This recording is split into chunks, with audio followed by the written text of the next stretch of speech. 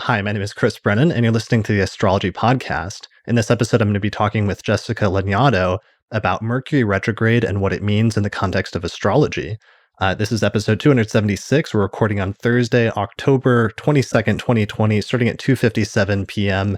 in Denver, Colorado. And I think that's a full hour after we were supposed to start because we're having Mercury Retrograde issues right now. Welcome back to the show, Jessica.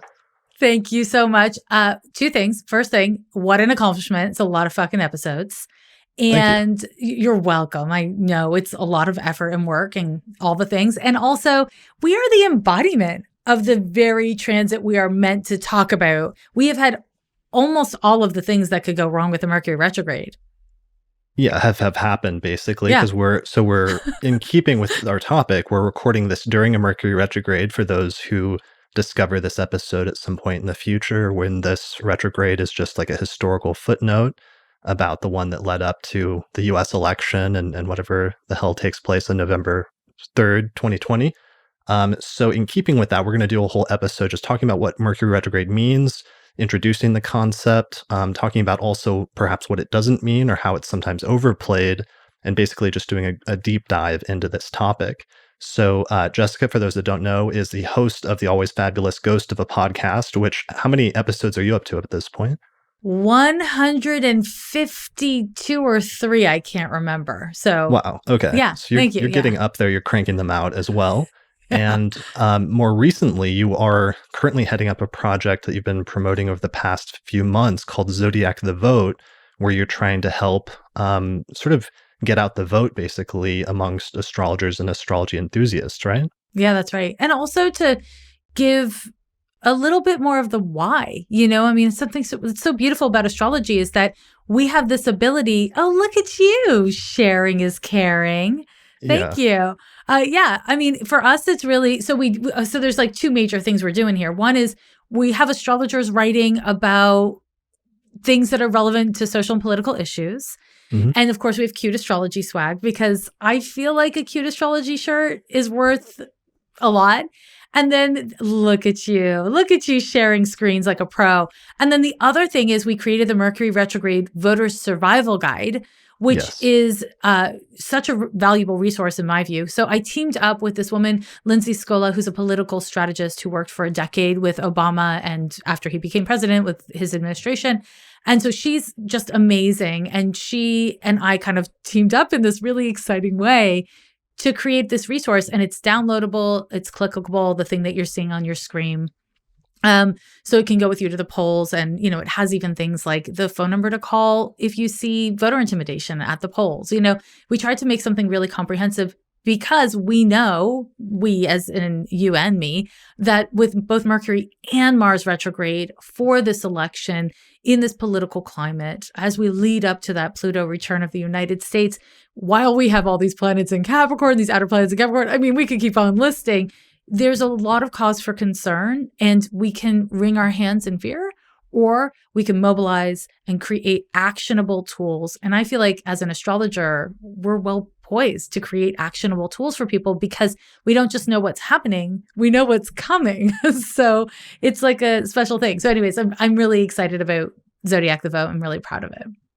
Yeah, well, forewarned is forearmed. And since we see some stuff coming up, and since Mercury goes in 20-year cycles, we know the last time there was a retrograde leading up to the election was 20 years ago during the 2000 election, where everything just went crazy and it was evenly split between candidates, and it wasn't resolved until 6 weeks later by the Supreme Court. So astrologers are kind of anticipating something. So it's good that you're trying to do something proactive. And I think that shows, a little bit of how astrologers actually deal with Mercury retrograde in practice, which is that you don't just not do anything, you just try to roll with it and be as proactive as you can.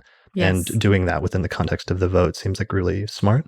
Thank you. I think so too. And I think it's also a great way for people to see that astrology is not just about doomsday predictions. It's about being like, oh, if this is the energy I'm working with, then how do I need to adjust my behavior?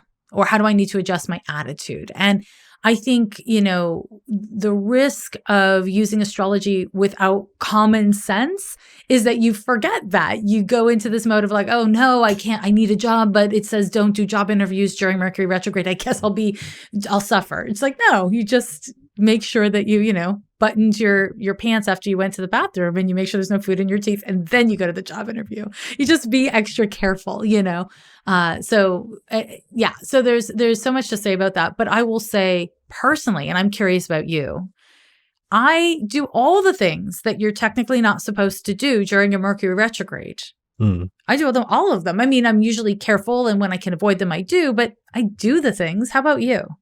Yeah, I usually do it and just try to roll with it and understand that the process is going to take longer, or there's going to be more delays, or it's going to be more annoying sometimes. But sometimes in doing that, you end up creating something better than maybe you would have if there wasn't some sort of struggle in some sense. Yeah, I totally agree. I mean, I think the retrogrades are always an opportunity. And, we're talking about Mercury retrograde, but Mars is also retrograde, which is more rare.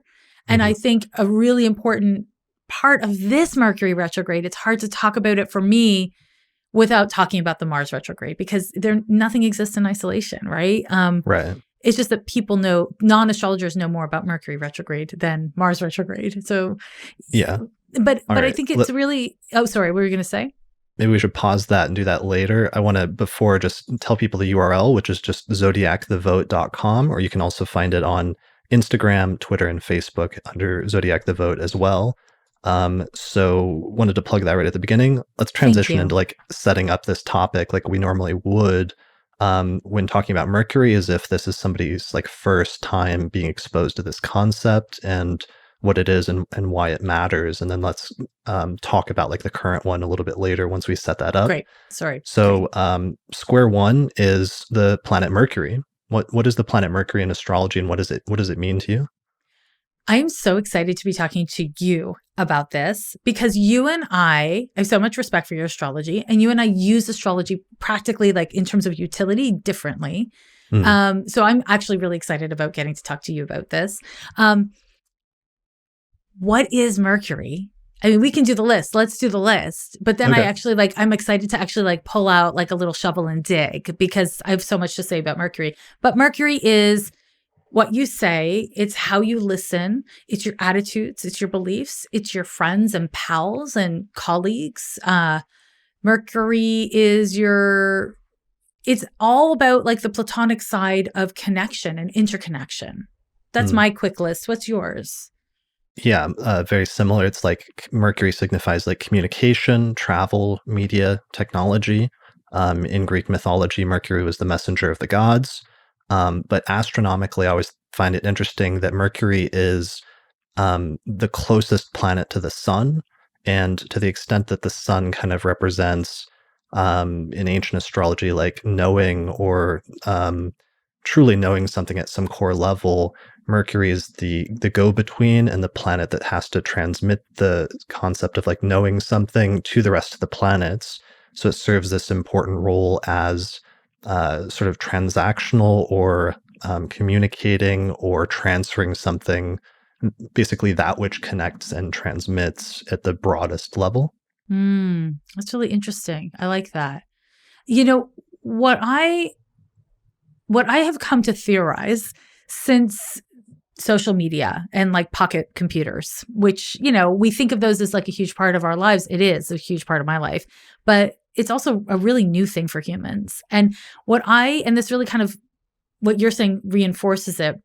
What I've come to believe is that Mercury more and more is holding the space of the ego differently than Mars, because Mars technically governs the ego.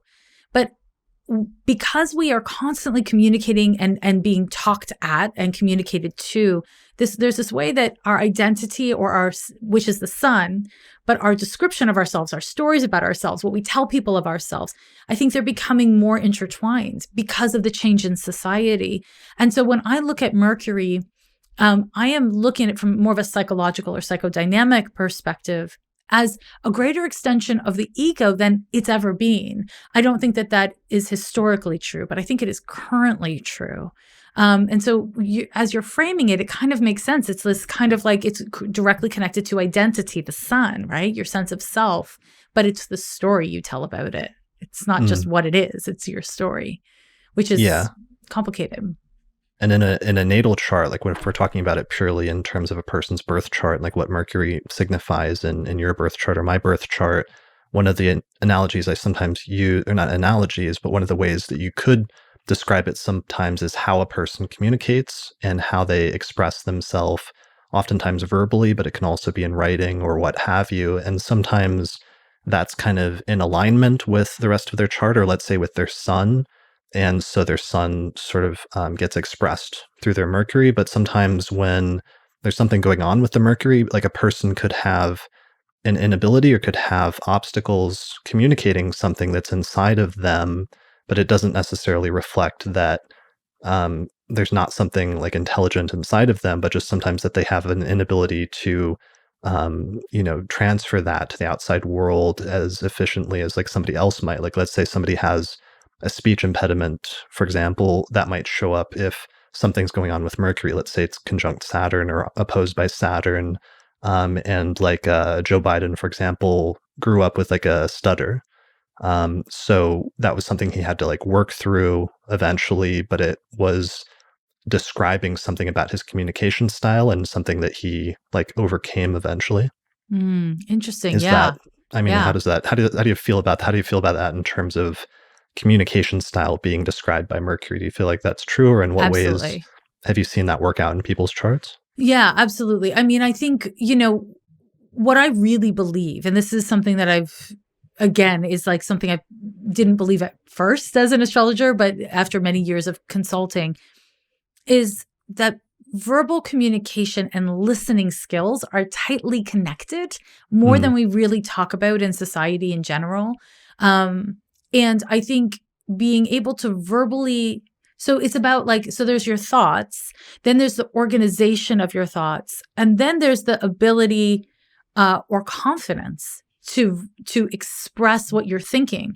I know a lot of people who they write the most beautiful words, but they can't verbally speak them. And that's oftentimes around self-esteem. Or about self-editing or like self-censure, which is, I think, like related to that, any kind of Mercury Saturn aspects. So I definitely think that's the case, but kind of the untold story underneath that, I really think, is listening. And it's whether we're talking about listening to the self and trusting what you hear and what you perceive, or listening to others. Those are all mercurial things. And I think that they're directly related to our ability to verbalize or to write, because I kind of see them as like different versions of the same thing. But yeah, I mean, I think I warned you right before we started recording that I am one fidgety jerk. I've worked so hard to be not fidgety, and this is as little fidgety as I ever get. I'm just constantly moving. I have Mercury and Aquarius in the first house, and it's squared by Uranus at the top of my chart. My chart is basically like, don't sit still, don't stop thinking, don't stop talking, keep on going. You know what I mean? So it's like, for me as an astrologer, when I started to learn about my kind of mercurial nature, it taught me how to listen, because it revealed to me that I wasn't naturally good at listening because I was jumping ahead in that very Aquarian Uranian way. And so I do see it as a really important part of the conversation that often gets left out when astrologers unpack Mercury. So I'm going to keep on bringing it up. Yeah, I like that. So not just giving sort of verbally or communication, but also listening and how you receive information. So you've got Mercury in Aquarius square Uranus. I've got Mercury in Scorpio conjunct Saturn. That sort of like characterizes my investigative sort of style with astrology, but also but also like not, you have much more entertaining, quick, kind of on the ball, communication style, which I appreciate. Mine is a little bit more slow, a little bit more plodding, a little bit more boring, some might say, some listeners might say, but that's maybe what I like about you, is we balance each other out nicely. Thank you very much. I feel like a living Muppet. Sometimes I feel like a Fraggle. You know what I mean? I know who I am. I'm not going to judge me. But here's the interesting thing, is like, there's this way And I feel like, and again, to everyone who's just listening to us, we had a full hour of talking before this was recorded. So we talked about a lot of things. But I feel like, there's also a way that that Mercury in Scorpio, especially because it's touching Saturn, it gives you a gravitas, not just in your capacity to listen, although that Mercury Saturn gives a deep, penetrating capacity to listen. But it also can give you a gravitas on when you say, which I think is also in your voice, like your actual like vocal presentation is very, it's a very strong, deep presentation. And I think that gravitas, other people respond to it. And some people might respond negatively or positively, but they respond to the kind of the Saturnianness of it, or the depth of the Scorpio, right? And I think that this is where it's not just about how we listen, how others are listening, or how we listen. It's about understanding that because my Mercury in Aquarius square by Uranus makes me kind of a living Muppet in some ways, people might be like, oh, she's being silly, or, oh, I don't have to take that seriously, or, oh, I can't fucking listen to her because she talks so fast, I don't know what she's saying. Yes, I've heard that a lot. Or they're like, oh, I like this because it's quick and she gets to the point and doesn't bore me and is interesting and keeps it moving. Thank you. Thank you for giving me the positives. I was going deep, triple Capricorn on your ass. Okay, sorry about that. But you see what I'm saying is like how other people hear us is as much, it's about their charts, but it's also about our charts, right? Because how somebody is going to hear a Saturnian Mercury is different than a Uranian Mercury. And there are pros and cons for all of it. Somebody who's like, whatever your chart is, other people are going to respond to that chart and listen to you, in part because of how your Mercury functions and in part because of how their Mercury functions. And this is where we get to the heart of astrology, the heart of the human condition, the heart of Mercury, which is interconnection, right? It's like our Mercuries don't exist in a vacuum. Our capacity to speak, listen, understand, conceptualize, research, these things are all, they're very personal, but they're also very public. They're relational. And so they're dynamic in that way. And I think that's something about Mercury that I love. Like I love about Mercury. I'll also say, I wonder, do you think therapy is related to Mercury? Like talk therapy? Yeah, I mean, that would make a lot of sense. Didn't they used to call it like the talking cure or something like that? Yeah. They call it like my analyst is another term for it, like, which is pure Mercury. It's something that I think about a lot because the part of why people go to therapy is to be listened to. It's not just to get something off your chest, but to have someone listen without judgment.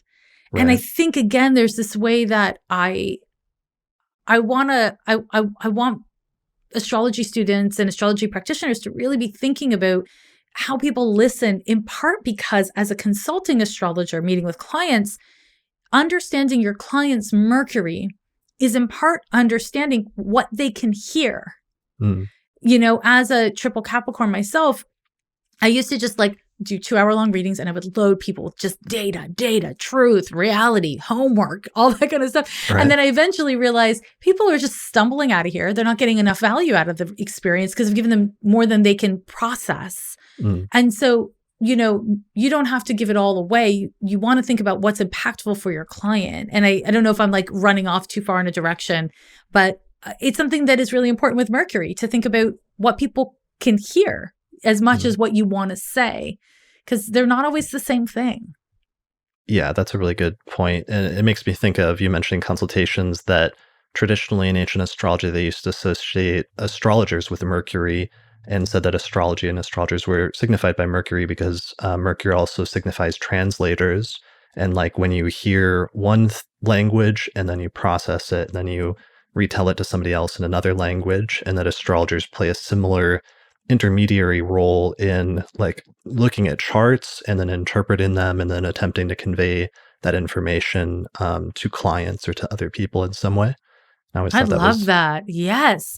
And that's such a good description of what astrologers do. We do translate a language, don't we? And we it's almost like translating a language that only occurs in poetry that needs interpretation. Like it's not, because it's not linear. even if you're practicing very linear forms of astrology, because it's interpretive, its very nature is like, wait, what does this poem mean? What does this stanza mean? Like, what is this rule? Like, there are creative rules as well as kind of more linear Saturnian rules within our craft. And I think that throws some people off when they want there to be an answer, you know? Yeah. There often isn't one. That it involves symbolism and the interpretation of symbolism, and that symbolism has, while it has a range of meaning, there's still an interpretive function to it, rather than something that's just like 1 + 1 = 2. Like there's certainly a math element of it in astrology, which is like the ephemeris and the astronomical positions, but astrology is the interpretation of astronomical positions and what they mean in people's lives. So that becomes relevant as we transition into our topic, which is Mercury retrograde. So we've talked about Mercury. Let's talk about what a retrograde is. So part of the setup for this, I think, is that Mercury is actually, interestingly, the fastest moving planet in astrology or in the solar system besides the moon, which is treated as a planet. But just let's say aside from the moon, Mercury is the fastest moving planet. It can move upwards of like 2 degrees a day, I think, at its fastest through the zodiac, right? I actually didn't, this is not my strength. So that Okay. sounds right, but I wouldn't say that because I don't know. So it can move pretty fast when it's direct in motion, and especially when it's really close to the sun. However, unlike the moon, Mercury occasionally every few months will do this weird thing if you're watching it in the night sky where it will start to slow down and move really slowly, and then eventually it will do a U-turn and it will like turn around and start moving backwards in the sky or backwards in the zodiac against the order of the signs of the zodiac. So normally it moves forward through the signs through like Aries, Taurus, Gemini, Cancer, but every few months it starts moving backwards where it goes like Cancer, let's say Gemini, Taurus, Aries, or what have you. So that's fundamentally what a retrograde is it's a planet moving backwards in the order of the signs rather than forwards for a period of time, right? Yeah, well done. Well done. Yeah. I always struggle to describe it effectively. I've heard, I think it's the Astro Twins wrote something to the effect of like, it's like when you're driving on the freeway and you're driving at the same pace as a car and then they start going slower than you and it seems like they're moving backwards, but they're actually just moving slower. It's like their pace changes. And I think that's like a really accessible way of thinking about it if you're not a spatial processor, which I'm not. So I like that description. But yeah, that's exactly right. And it is worth noting that Mercury itself goes retrograde 2-3 times a year, every year. And so Mercury retrogrades are a normal, appropriate, healthy function of Mercury. That's how Mercury functions, is it includes consistent retrogrades. And I think that's the thing that a lot of times people don't fully get about Mercury. They're like, oh no, it's turning on us again. But it's just like Mercury being Mercury. Mercury's a trickster. This is what Mercury does. Mercury fucks shit up. And I think that's part of what we need to embrace about Mercury. Yeah, definitely. That it's a normal thing. It happens 3 times a year. And that's one of the reasons why it's become a concept that's sort of made its way outside of the astrological community, because it happens so often that astrologers end up talking about it 3 times a year. And so it's a concept that's like filtered or found its way into just like the general consciousness outside of your zodiac sign. Like most people at this point have heard of Mercury retrograde in some form or another. Yeah. Also, I think because it's one of those like, I'm blanking on the word. It's objectively happening. Like it's evidential. That's the word I was looking for. It's one of those evidential things where people, because we use technology all the time, when Mercury goes retrograde, it's like clockwork. Apple's like, here's an update for you. It'll ruin your computer, but here's an update for you. Like we see things objectively get wonky, like the 5 different tries we had to do for recording the podcast, right? It's just like classic Mercury retrograde. And because it's so kind of trackable, people can experience it and notate it. I think also that's part of what popularizes it, awareness of it, because people are like, oh, here it goes again. I can tell you, I'm already noticing it. Yeah, definitely. So here's a little diagram. This is from a calendar that Paula Bellomini and I made that shows where the planets started at the beginning of 2020 and then what signs of the zodiac they went through and where they ended up by the end of the year. So Mercury here, of course, we can see is the fastest planet. So it's in the inner cycle, and it started out up in Sagittarius, and then it started moving through the signs of the zodiac through Sagittarius, then through Capricorn, then through Aquarius. But eventually early this year, I think it was in like March or February, Mercury made it into Pisces, and then it slowed down and did this little U-turn, and then it moved backwards, retrograde in Pisces, until it moved back into Aquarius. Then it stationed direct and turned around again and started its forward movement again through Aquarius, Pisces, Aries, Taurus, and so on and so forth. But over the course of the year, we can see it did 3 of these little loops during the course of 2020, first through Pisces, then Gemini, and then eventually now through Scorpio. Mm-hmm. Oh, I love this calendar.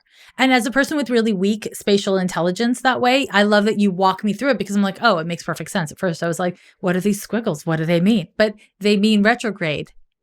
Yeah, exactly. Yeah. So just because it's kind of a hard concept to conceptualize initially, but it's good to sort of get it down so that you know visually at least sort of what it looks like. So here's a zoomed in version of the same thing, just showing the current retrograde in Scorpio, how Mercury got up to about, what did it get to, like 11 degrees of Scorpio? Mm-hmm. And then it did this U-turn, and then it went retrograde for 3 weeks, which we're now almost but not quite halfway through. And then eventually in November, it will turn around again, do another U-turn in Libra, and then start moving forward again and direct in motion. Mm-hmm. And this graphic that you've created, so helpful. It also, to me, makes me feel like we need to talk about the shadow. Yeah. Because so the people need to know. Oh, is that like a separate topic? Should we do that separate? No, we should do it. This is a perfect time to do it. I think it's perfect. I think it was Lisa Stardust who popularized it. Maybe she didn't create it. Maybe I just learned it from her. But the term retroshade, which I like so much better than I've only shadow. heard this. I've been hearing this for the first time over the past few days, and I saw you use it. I saw one other person on Twitter mention it, and I really like it. So it's great. Retroshade. Retroshade. It's perfect. Okay. I mean, listen, nothing. And I'm not a grammar police person, but nothing bothers me more than someone saying Mercury is in retrograde.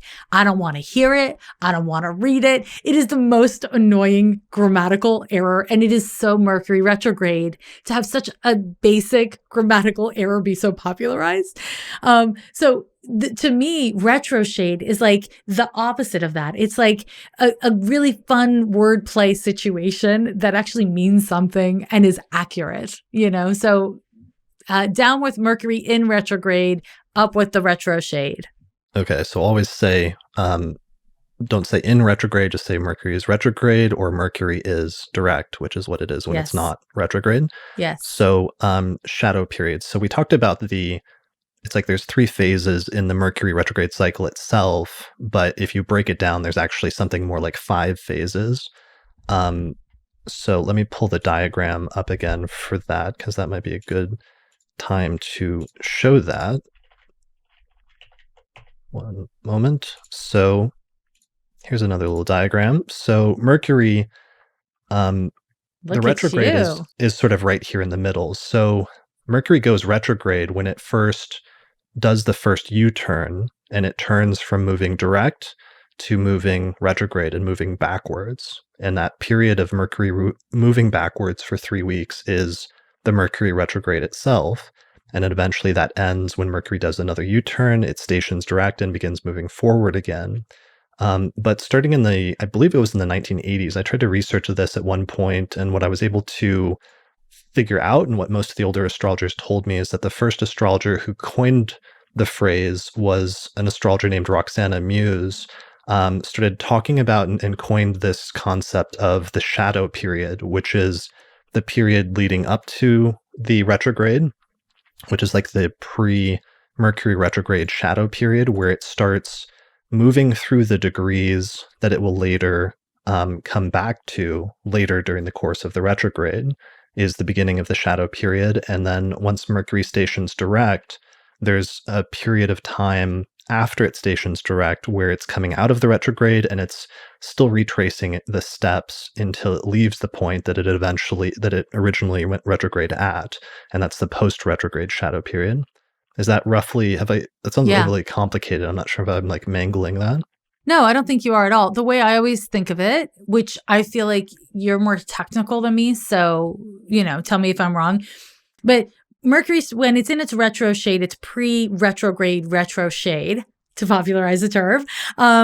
What it's doing is it's slowing down. You start to see evidence of its movement being less giddy up oriented.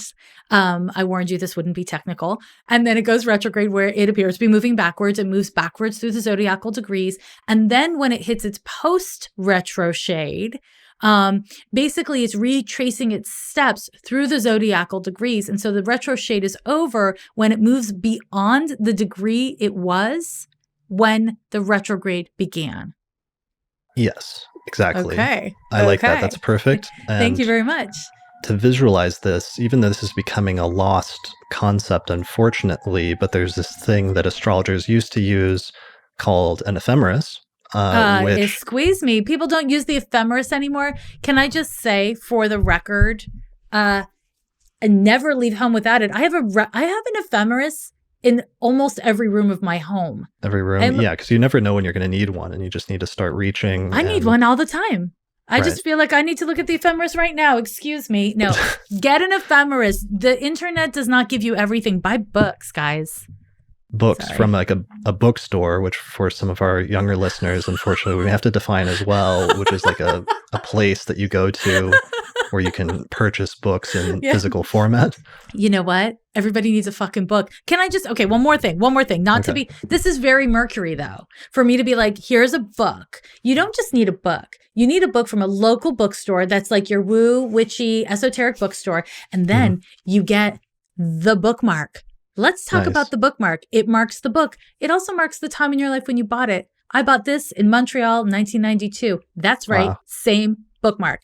And then what I do, I'm going there. Watch me. I use a book and then I use my bookmark to look at the date. That's what you're supposed to do with ephemeris. It's a way of focusing yourself and using physical tools, real material tools to look at astrology. I can't say enough about my love of an ephemeris. Do you mark your ephemeris? Or are you in no mark? No astrologer? marks. No marks. No marks in my ephemeris. My ephemeris is like, it's to me.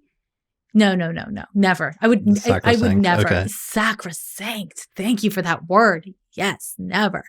I have pieces of paper in my ephemeris that I've written on and I've stuck in there, but I wouldn't write on the ephemeris because, well, that would be doing something ephemeral in an ephemeris, and that's just not for me.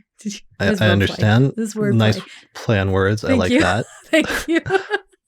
So, do you write in your ephemeris? I mean, yeah, I don't want to admit that now, but yeah. But the positive thing about it is now I have, like, going back 20 years now, I have like old ephemerises where I was like, and then I'm going to have this transit of Pluto in the year 2020. And it's really funny and interesting to see what I was looking forward to or what I was like having trepidation about, much earlier in my studies. And it's sometimes just a good way to like go through and see, here's an image, for example, of an ephemeris, and this is digital, but some of my ephemerises will kind of look like this, where I'll take a highlighter and highlight certain dates when certain things might happen.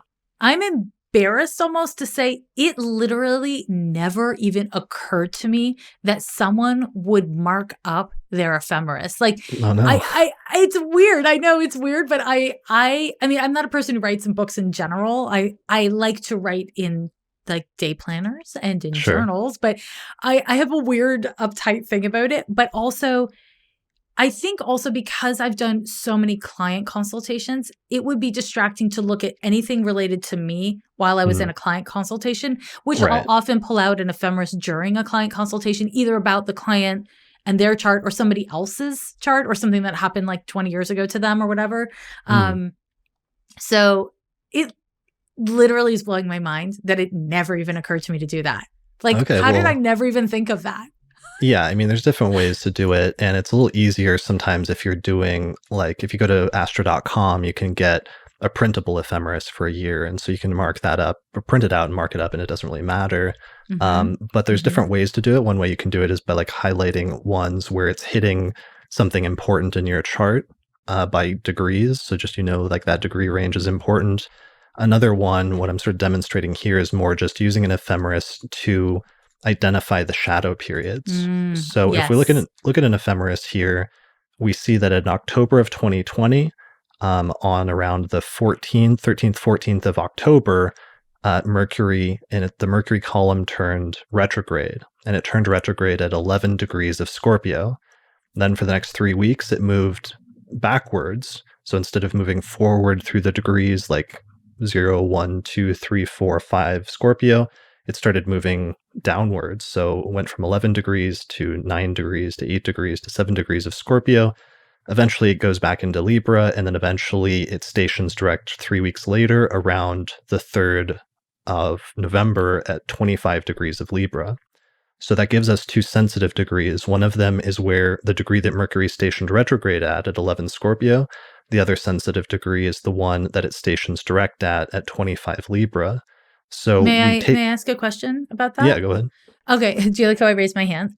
For those watching. Right. So I notice you're saying 25 degrees, but it's 25 degrees and 55 minutes. I personally would call the 26th degree. Do you call it a 25? I would even say that at 11:40, when it went retrograde, Mhm. 40 is right around where I start to round up, not consistently. I'm a little inconsistent about that, but I'm curious about how you engage with that. You called it 25. Was that an accident, or is that actually how you see it? I mean, there's a difference between like cardinal or like ordinal numbers or something like that, which I often mix up. So I usually do just say 25 in this instance, like since it's at 25 Libra, but you're right that it's basically 26 because it's 25:55. So it's basically 26 degrees, or Yeah. you could say the 26th degree. Yeah. Yeah. That's right. I mean, and I think, I'm really glad to pick this apart with you, because I think it's really important for people to hear that both of us are very competent and experienced astrologers, and there's different ways of doing it. Right. And also, there's like an evolution of our own process as practitioners, right? Of like how we even engage with something as fundamental as notating a degree. Right. This is why astrology is like the divine navel. It takes Well, us because forever. everybody's like self-taught, and sometimes you're like using the same materials, but you're sitting with them for years on your own, and sometimes people develop funny idiosyncrasies just due to that. Like I remember the first time I met an astrologer was a few years into my study, and I was in like casual conversation very excited to meet this guy at a metaphysical bookstore in Denver, and I started talking about my Chiron placement, which I referred to as Chiron, and he like stopped the conversation. He was like, "Hold on a second, what did you just say?" And You're like, I've never spoken it aloud before. yeah, exactly. That was my first time like meeting another astrologer. So sometimes that happens when you meet with other astrologers, but that's why it's good, because sometimes it's there's this give and take that happens, and I think that's always been the case historically. Like if you go back 1,000 years, anytime you put two astrologers in the same room together, they start talking and sharing techniques, and you can see it influence the history of astrology as soon as different astrologers from different places interact. Yeah, absolutely. To that end, let me say two things. One is, we're having such a meta time because we're talking about Mercury, which is talking about talking, and Mhm. talking about ideas, and talking about ideas of Mercury, which is just, it's like part of my brain is just like, are you noticing this? Because it's just so meta. The other Right. thing is kind of like I'm dialing it back to something we were just talking about really briefly. Hold please. Okay. When I was first taught Mhm. astrology, I was taught by a Jungian astrologer who was actually, I learned at a college level in the mid 1990s or the early 1990s, I guess it was. In And Montreal. in Montreal, Quebec, I went to a place called New School, which was part of Dawson College. And so the main school was just a regular like college. And this teacher taught Jungian psychology. And then he was also an astrologer, like privately. So in the new Mhm. school where I went, he taught astrology from a Jungian perspective. And that was my first formal study. And I was like, I don't know, 17, 18 when I first started learning. But what he taught me, this is on topic for Mercury, I promise, was that there's power in the symbols. And that learning how to write with a pen or a pencil, the symbols was part of the magic of astrology. And so what I learned to do instead of the highlighting of the ephemeris, because of course he was a Capricorn with a Scorpio rising. So he was like this deep, intense, penetrative, like, these are the rules, follow the rules. And I loved it.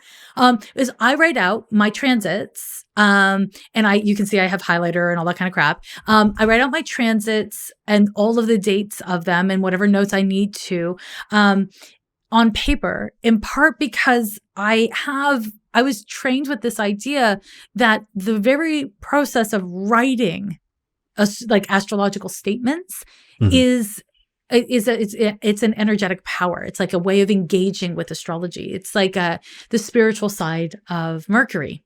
And so I would also say to, people who are like, I can't afford to buy Ephemeris, or I don't like books. I'm mad at books or whatever. Like if that's what you want to do, writing things out, having a place that is dedicated for you to write out your transits, your natal aspects, your astrological musings, I think is a form of kind of like almost, it's kind of like the wrong word for it, but prayer to astrology. It's like bringing energy and attention to astrology, which is very mercurial, process, but it's worth saying since we're talking about this stuff.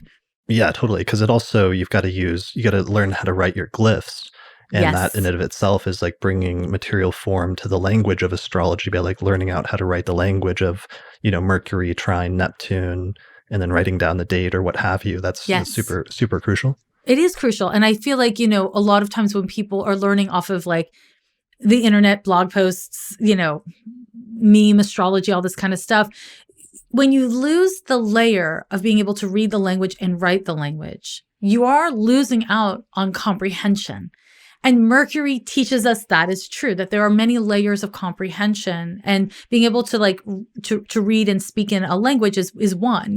I can speak certain languages a little bit, but I can't necessarily read them. And that shows in how I speak in them, And so I think that this is true with astrology as well, which is kind of to your point about us being translators, right? We have to be able to have a comprehensive understanding of the language in order to effectively translate what we're perceiving, what we're learning. Yeah, totally. So everybody, that's a good recommendation. I always forget that, but that's what I did first was I learned how to write the glyphs, and that was always one of my first steps. But people do sometimes, I have met people that, 5 years into their study don't know how to do that and don't realize it's like a thing. So everybody listening should definitely like square one, learn how to write the glyphs. Yes, absolutely. When I taught astrology, when I had beginner classes, I mean, I'm no fun as a teacher. I'm just like, you didn't study, you didn't do your homework, go home. Like I was just such an asshole about it because that's how I was taught, And again, I was taught solar fire existed, computers existed. I didn't have access to computers. Like it wasn't a thing. So I learned astrology. I learned how to do the math, to cast a chart. And you can imagine with my Mercury how long that took me and how many errors I made. It was awful. And you used to have to like trudge like up a hill in snow in order to do this both ways. And yes, I did. Yes, I did. I had to wear tennis shoes in the snow and fight hypothermia the whole way. But I will say this, learning how to do manual calculations, I believe in it. And I don't believe in doing it. To be clear, it's a stupid waste of time. But I do believe in learning it because it grounds you in what astrology actually is. Understanding that it's not just pressing buttons and going to astro.com and having someone tell you the math. It's knowing the steps, not necessarily doing them because, again, they're stupid. But like being able to know those steps, I think is a really valuable, again, it's like a homage to the craft itself. I take issue when people kind of are like, I value astrology. I learn from astrology. I center astrology, but I don't want to learn the basics. I feel like that's like, well, then how much do you really respect it? It's a craft. It's like an ancient craft. It deserves some measure of respect. So I know I sound like a poster child for Capricorns. So I apologize. I apologize. Right. / also I am what I am. Thank you very much. I like it. But like a baseline of that, of learning the astronomy, even if you don't go all the way and like calculating charts on your own, or observing the astronomy like outside each night in order to calculate the chart or whatever, is just getting some basic familiarity with the ephemeris and that's one of the easiest ways to identify the retrograde periods and to identify the shadow periods is that, so again, just back to this. So Mercury stations at, let's say, 11 degrees of Scorpio, goes retrograde in October, and then it stations direct at 25 Libra in November. So those 2 degrees are important, sensitive degrees that we apply to the shadow periods, because what the shadow period is if we back up to September, like late September, around the 23rd, as soon as Mercury hits 25 degrees of Libra the first time, that's when the shadow period starts, because that's the degree that Mercury will later retrograde or return back to when it stations direct in November. So that's why the shadow period begins at that point, because from that point forward, Mercury is moving through degrees and moving through parts of the zodiac that it's later going to return back to. So it starts like opening up usually like a series of events or a set of circumstances that, even though it may not seem like it did at the time, it seems like you do something during that time and it's done and you move forward. Several weeks later, you sometimes find yourself coming back to that thing, just like Mercury itself returns back to those degrees of the zodiac weeks later. Yep. Agree button. Agree.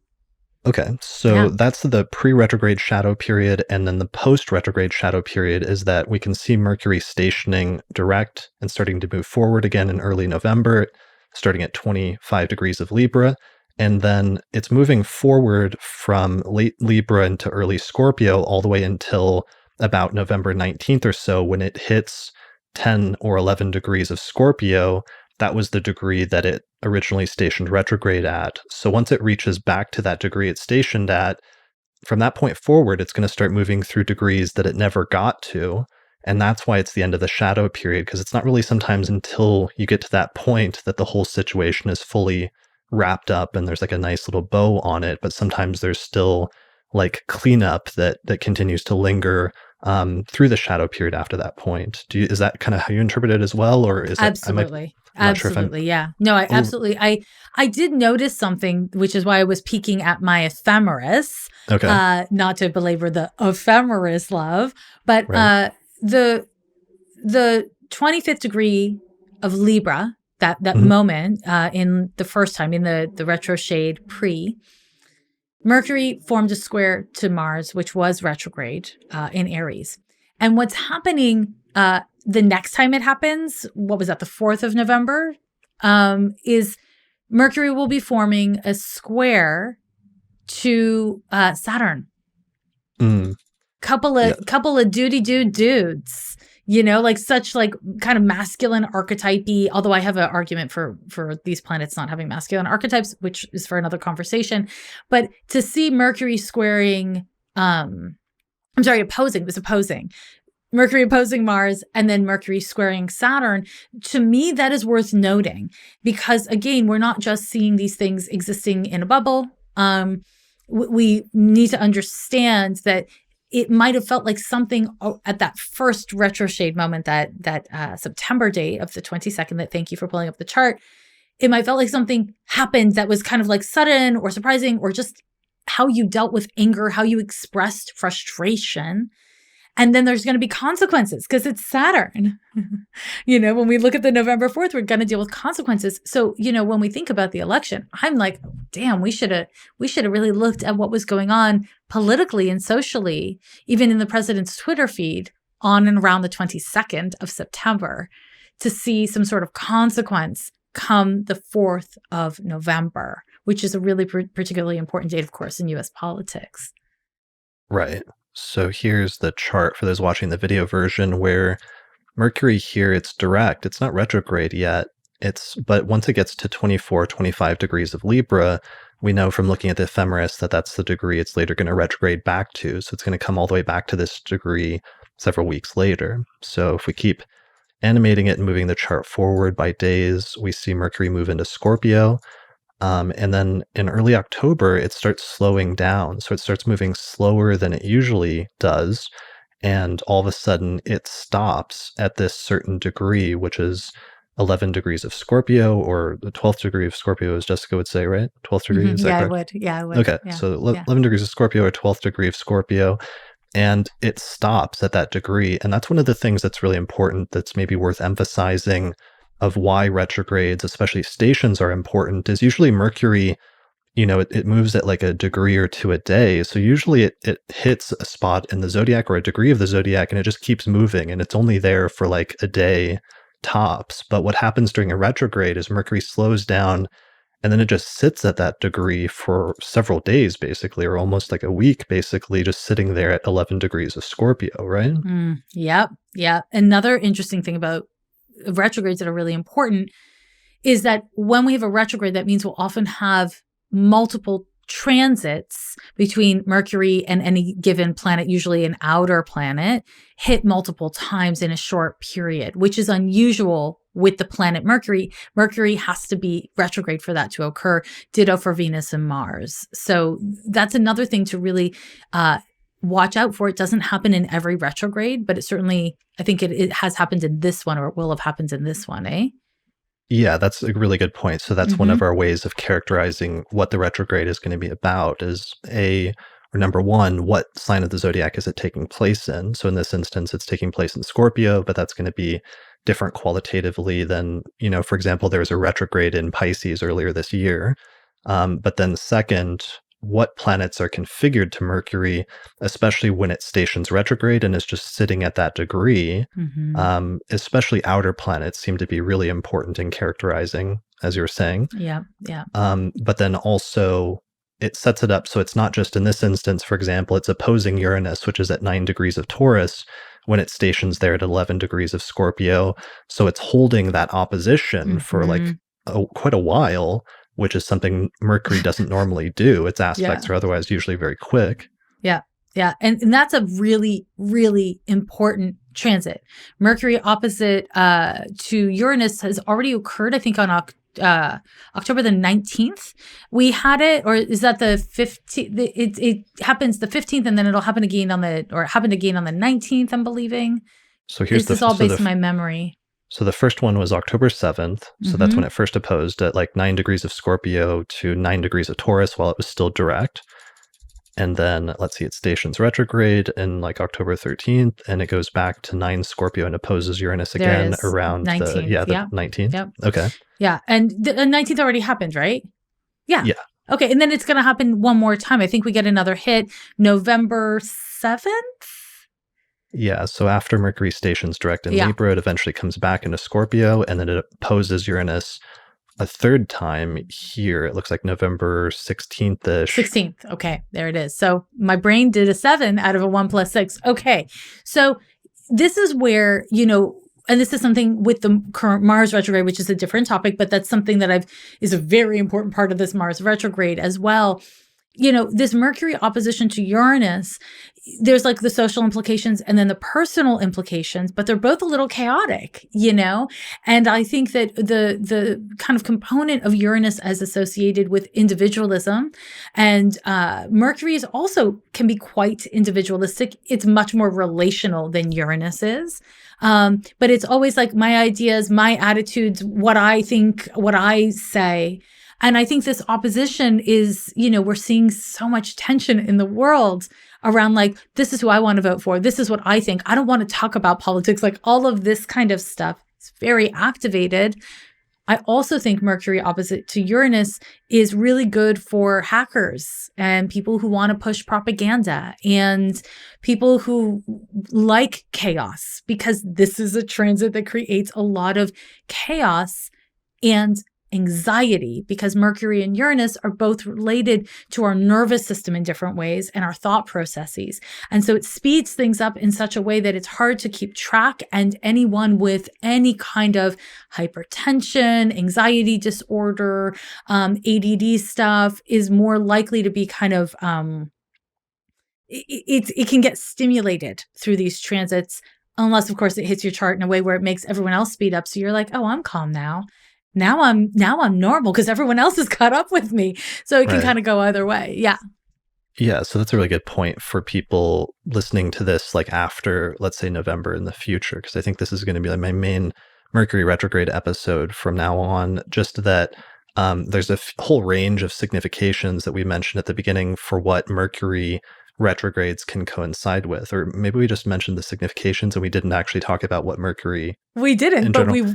we Okay. will. Okay. Okay. So we got into Okay. the astronomy and we forgot to define it. But let's say there's a range of significations that Mercury retrograde can coincide with, but sometimes it gets narrowed down and there's more specific ones that tend to manifest when it's configured to certain planets when it stations retrograde. So this one is primarily characterized by Mercury opposite Uranus. And so therefore we take more of those Mercury Uranus significations that have to do with like technology, unexpected things coming up. Since it's Mercury retrograde in Scorpio, it's like unexpected disclosures potentially, or potentially attempting to like manipulate things with disclosures, more issues with technology. I've seen this retrograde already being much more about the technological end that people sometimes talk about in Mercury retrogrades, but it's not always that emphasized. But this one, it definitely is, I think, due to that opposition with Uranus. Yeah, I agree with that. Also, let's not skip over so Mercury in Scorpio. Mhm. Scorpio is associated with shame.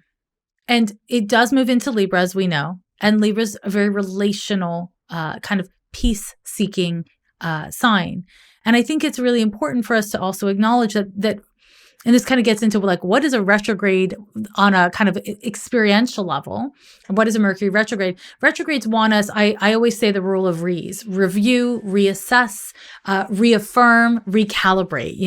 It's about reflecting back. And in order to really have consistent progress, we need to look back at what we've done, what isn't working, what is working, and kind of let the wisdom of time inform us. And I think that when we're looking at a retrograde in the sign of Scorpio and Libra, especially in the context of what's happening globally and certainly domestically, we all need to look at things that we have shame around. When we talk about the kind of ills and ails of the world, we are all complicit in them. We are all a part of it. We are all the benefactors of various things that are problematic.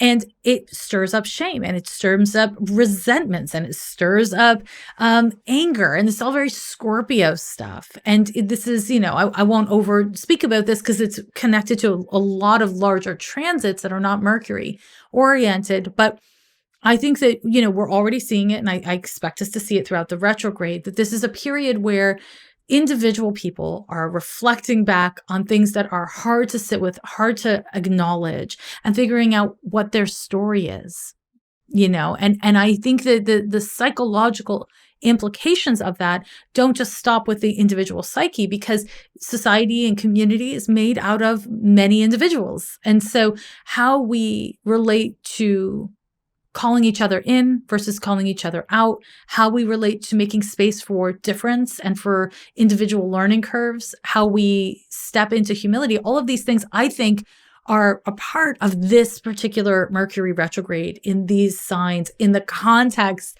of the larger astrology and societal trends, So I don't know if you have a take on that as well. Yeah, totally. I mean, there's a lot of stuff like that. Maybe let's finish like defining the astronomy, and then let's like define the core Mercury retrograde significations. Yes. And then I want to circle around and bring it together with the current one and where we're at with the election and what it all means. So you were bringing up a really important point about how when Mercury goes retrograde, one of the things that's really unique about it is usually Mercury, because it moves so quick, it'll aspect a planet, like an outer planet, and it'll happen over the course of a day and then it's done. Or you'll have a Mercury transit and it'll aspect something in your chart, but it'll be very quick and it's done. But when Mercury goes retrograde, it sometimes sets it up so those aspects will recur 3 times over the course of a several week period. So you were mentioning Mercury opposite Uranus, and this is a little graph from Kyle over at Archetypal Explorer, where it shows that first Mercury-Uranus opposition in early October, like the second week of October, whatever that was. But then Mercury goes retrograde and it comes back and opposes again later in October. And then later, once Mercury turns direct, it will come back and oppose Uranus again in November. So you get 3 hits of Mercury when it goes retrograde. And that's an important part of the Mercury retrograde like dynamic. Yeah. I love that. And I love that you had that graph ready to go. Yeah, I'm trying to line it up, trying to use as many visuals for those that are visual learners who are trying to get this down.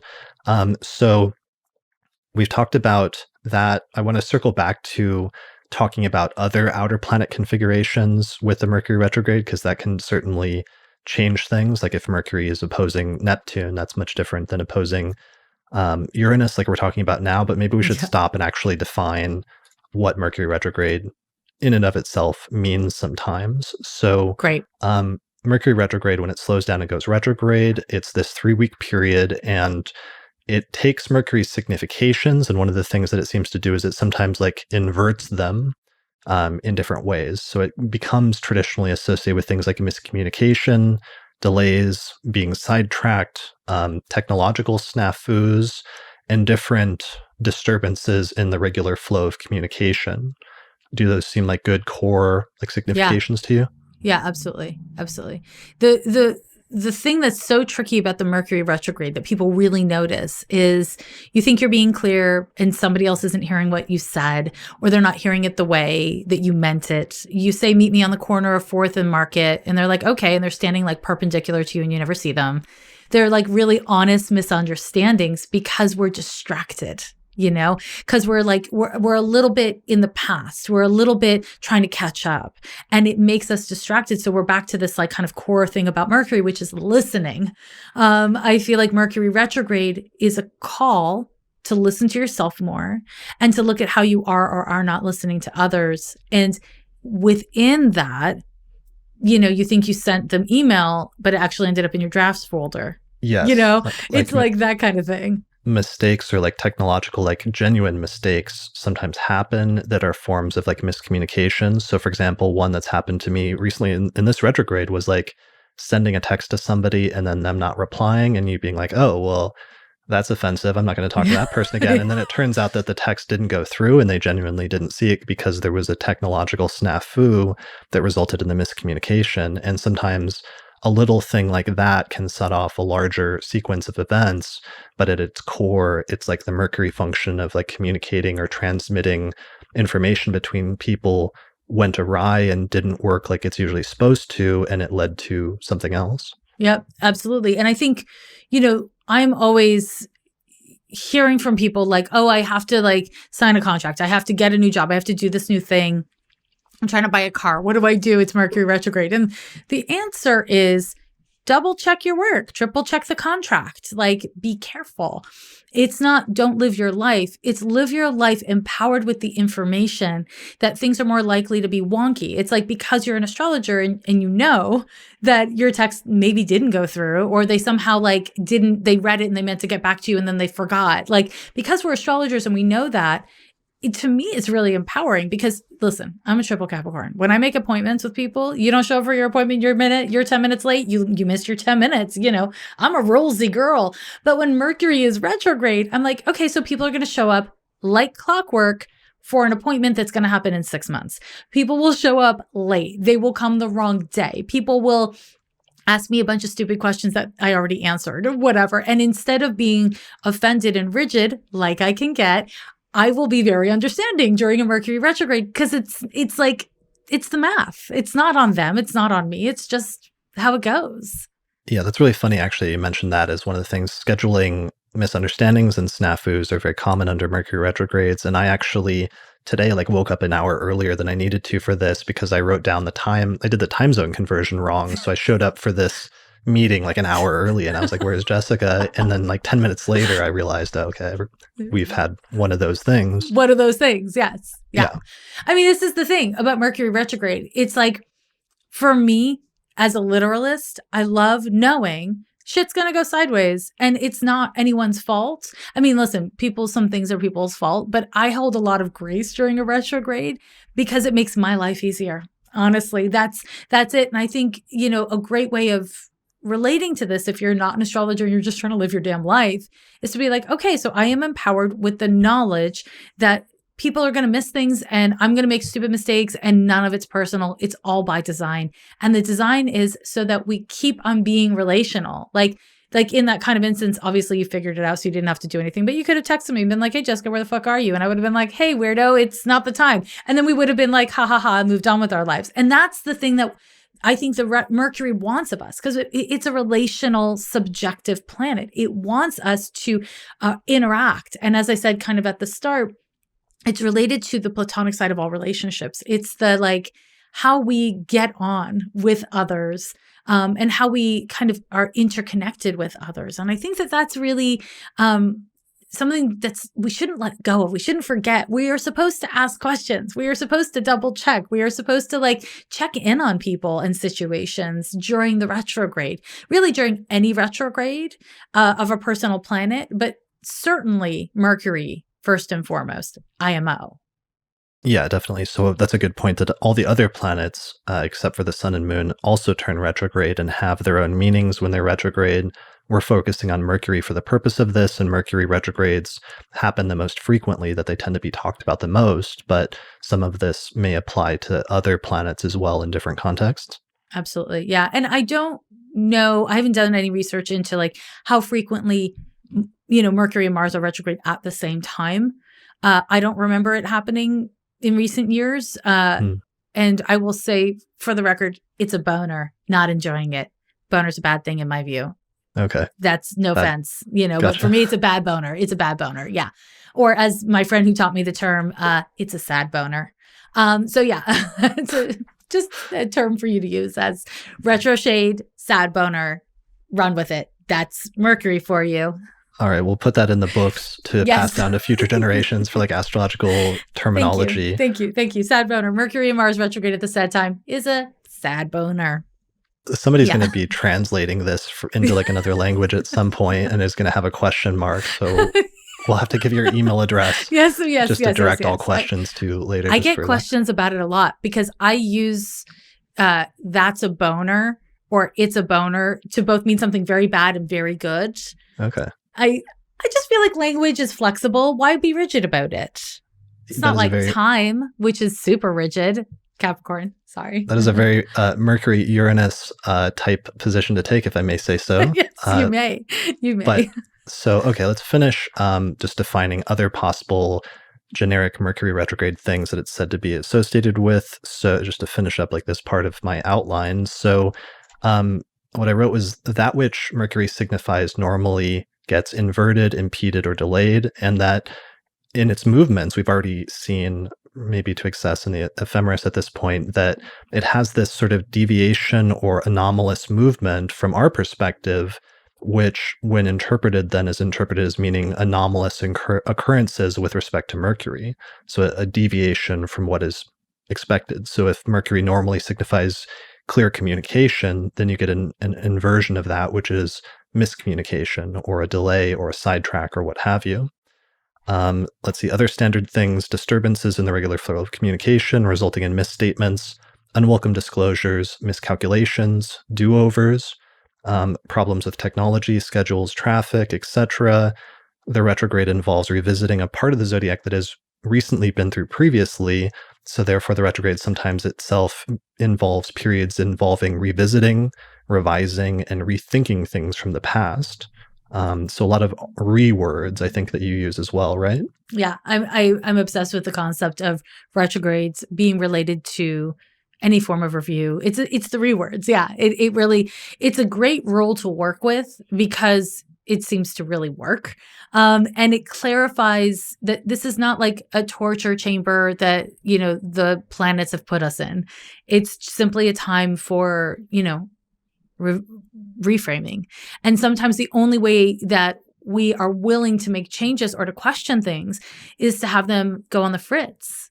And, humans, we're so stubborn. God, we're just like, I don't want to question it. It's working. I'm just going to do what I've always done. But time marches on and it wants us to understand that things change as our position changes, as everything around us changes, as we change. And a retrograde is a time for that reassessment being an activated thing in the kind of context of whatever planet it is. Now, I will say that for me, that is much more true with the personal planets, with Mercury, Venus, and Mars, than it is with any of the slower moving planets, which all retrograde every year a bunch and already move so fucking slow. Anyways, so, not all astrologers agree with me on that one, but that's my take. Yeah.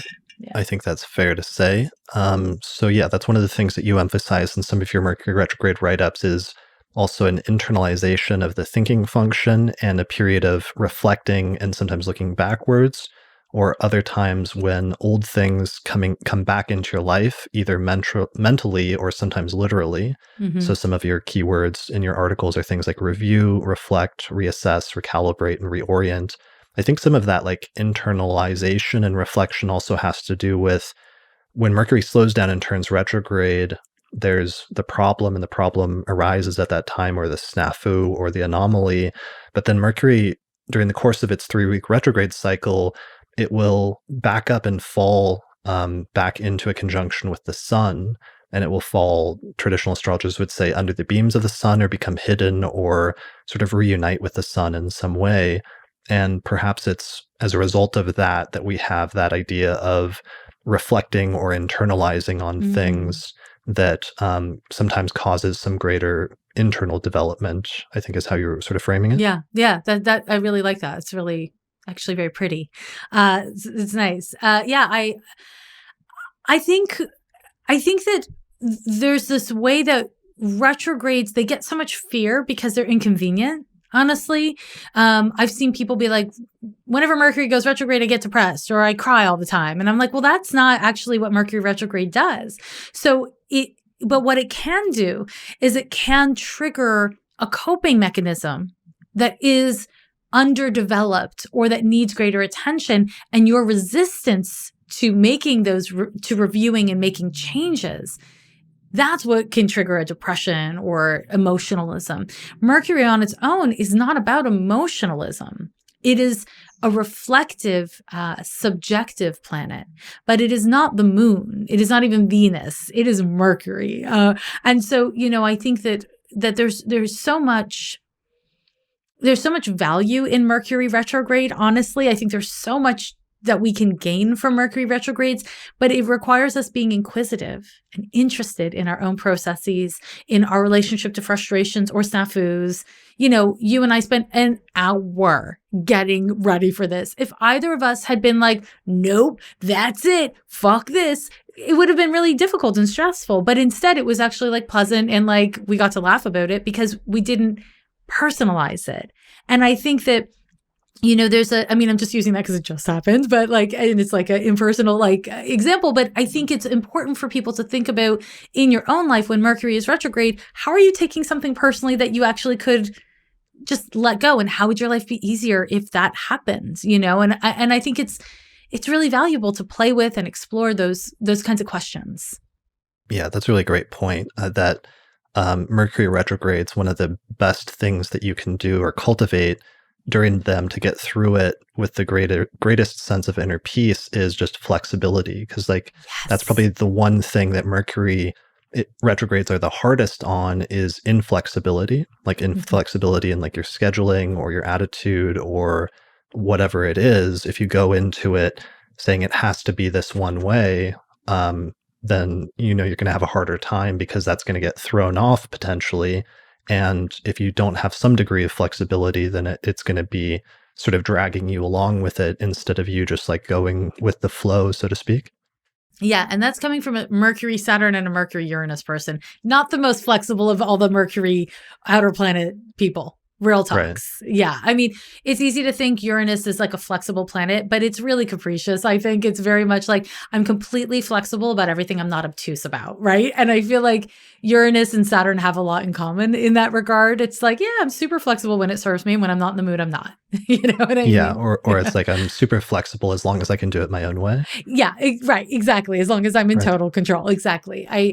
I remember when I was first studying astrology and I was learning about Uranus and I was like, oh, it's like counterculture. It's like punks. As a young person, I was like, everyone around me was a punk. And I was like, oh, wait a minute. That's so Uranus. It's like they would spend hours on the way they looked. But if somebody spent hours on looking conventional, they'd be like, that's boring. That's stupid. But what I'm doing is okay. And I was like, oh, that's classic of Uranus. It's this kind of super flexible, super rigid at the same time. And I just find that fascinating and not about Mercury, but not completely separate. No, that's great. I love that. That's good visualization. All right, the very last section in this, just defining Mercury retrograde, is one last one, was making a choice or initiating a plan of action at the beginning of the retrograde cycle. And then later, once Mercury goes retrograde, or later in the Mercury retrograde cycle, having to reverse the decision or take something back or make a significant course correction in order to rectify an error or a miscalculation that was made previously. So sometimes the first part of the cycle, there's like a delay or an issue comes up, but then eventually there's a resolution that usually starts to come about halfway through the retrograde, usually when Mercury conjoins the sun, or sometimes not until Mercury station direct. There's like some sort of resolution or solution to the problem that comes about. Yeah, that's interesting. Yeah, that's right. That sounds right to me. It's not something that I've ever focused on though. So I like that. Yeah. In terms of just the instances where it's more literal instead of the instances where it's like more internal. It's the planning part. It's like this the clarity of like, okay, so I'm starting something, I'm going to have to revisit it or check it out, like specific to this cycle. That's not what I've thought about. I've thought about it in like kind of more of a broad sense of whatever. Yeah, I've just thought about it in a more broad sense, I guess is the best way to put it. Sure. So I like what you're suggesting is that there's something that is encapsulated that is somewhat exclusive, not really exclusive, but literally within the degrees, the dates of the retrograde itself. And that's not actually how I've thought about it. And now I'm like, oh, I'm going to have to go back and do some research. But yeah, that's cool. Sure. I like that. Yeah.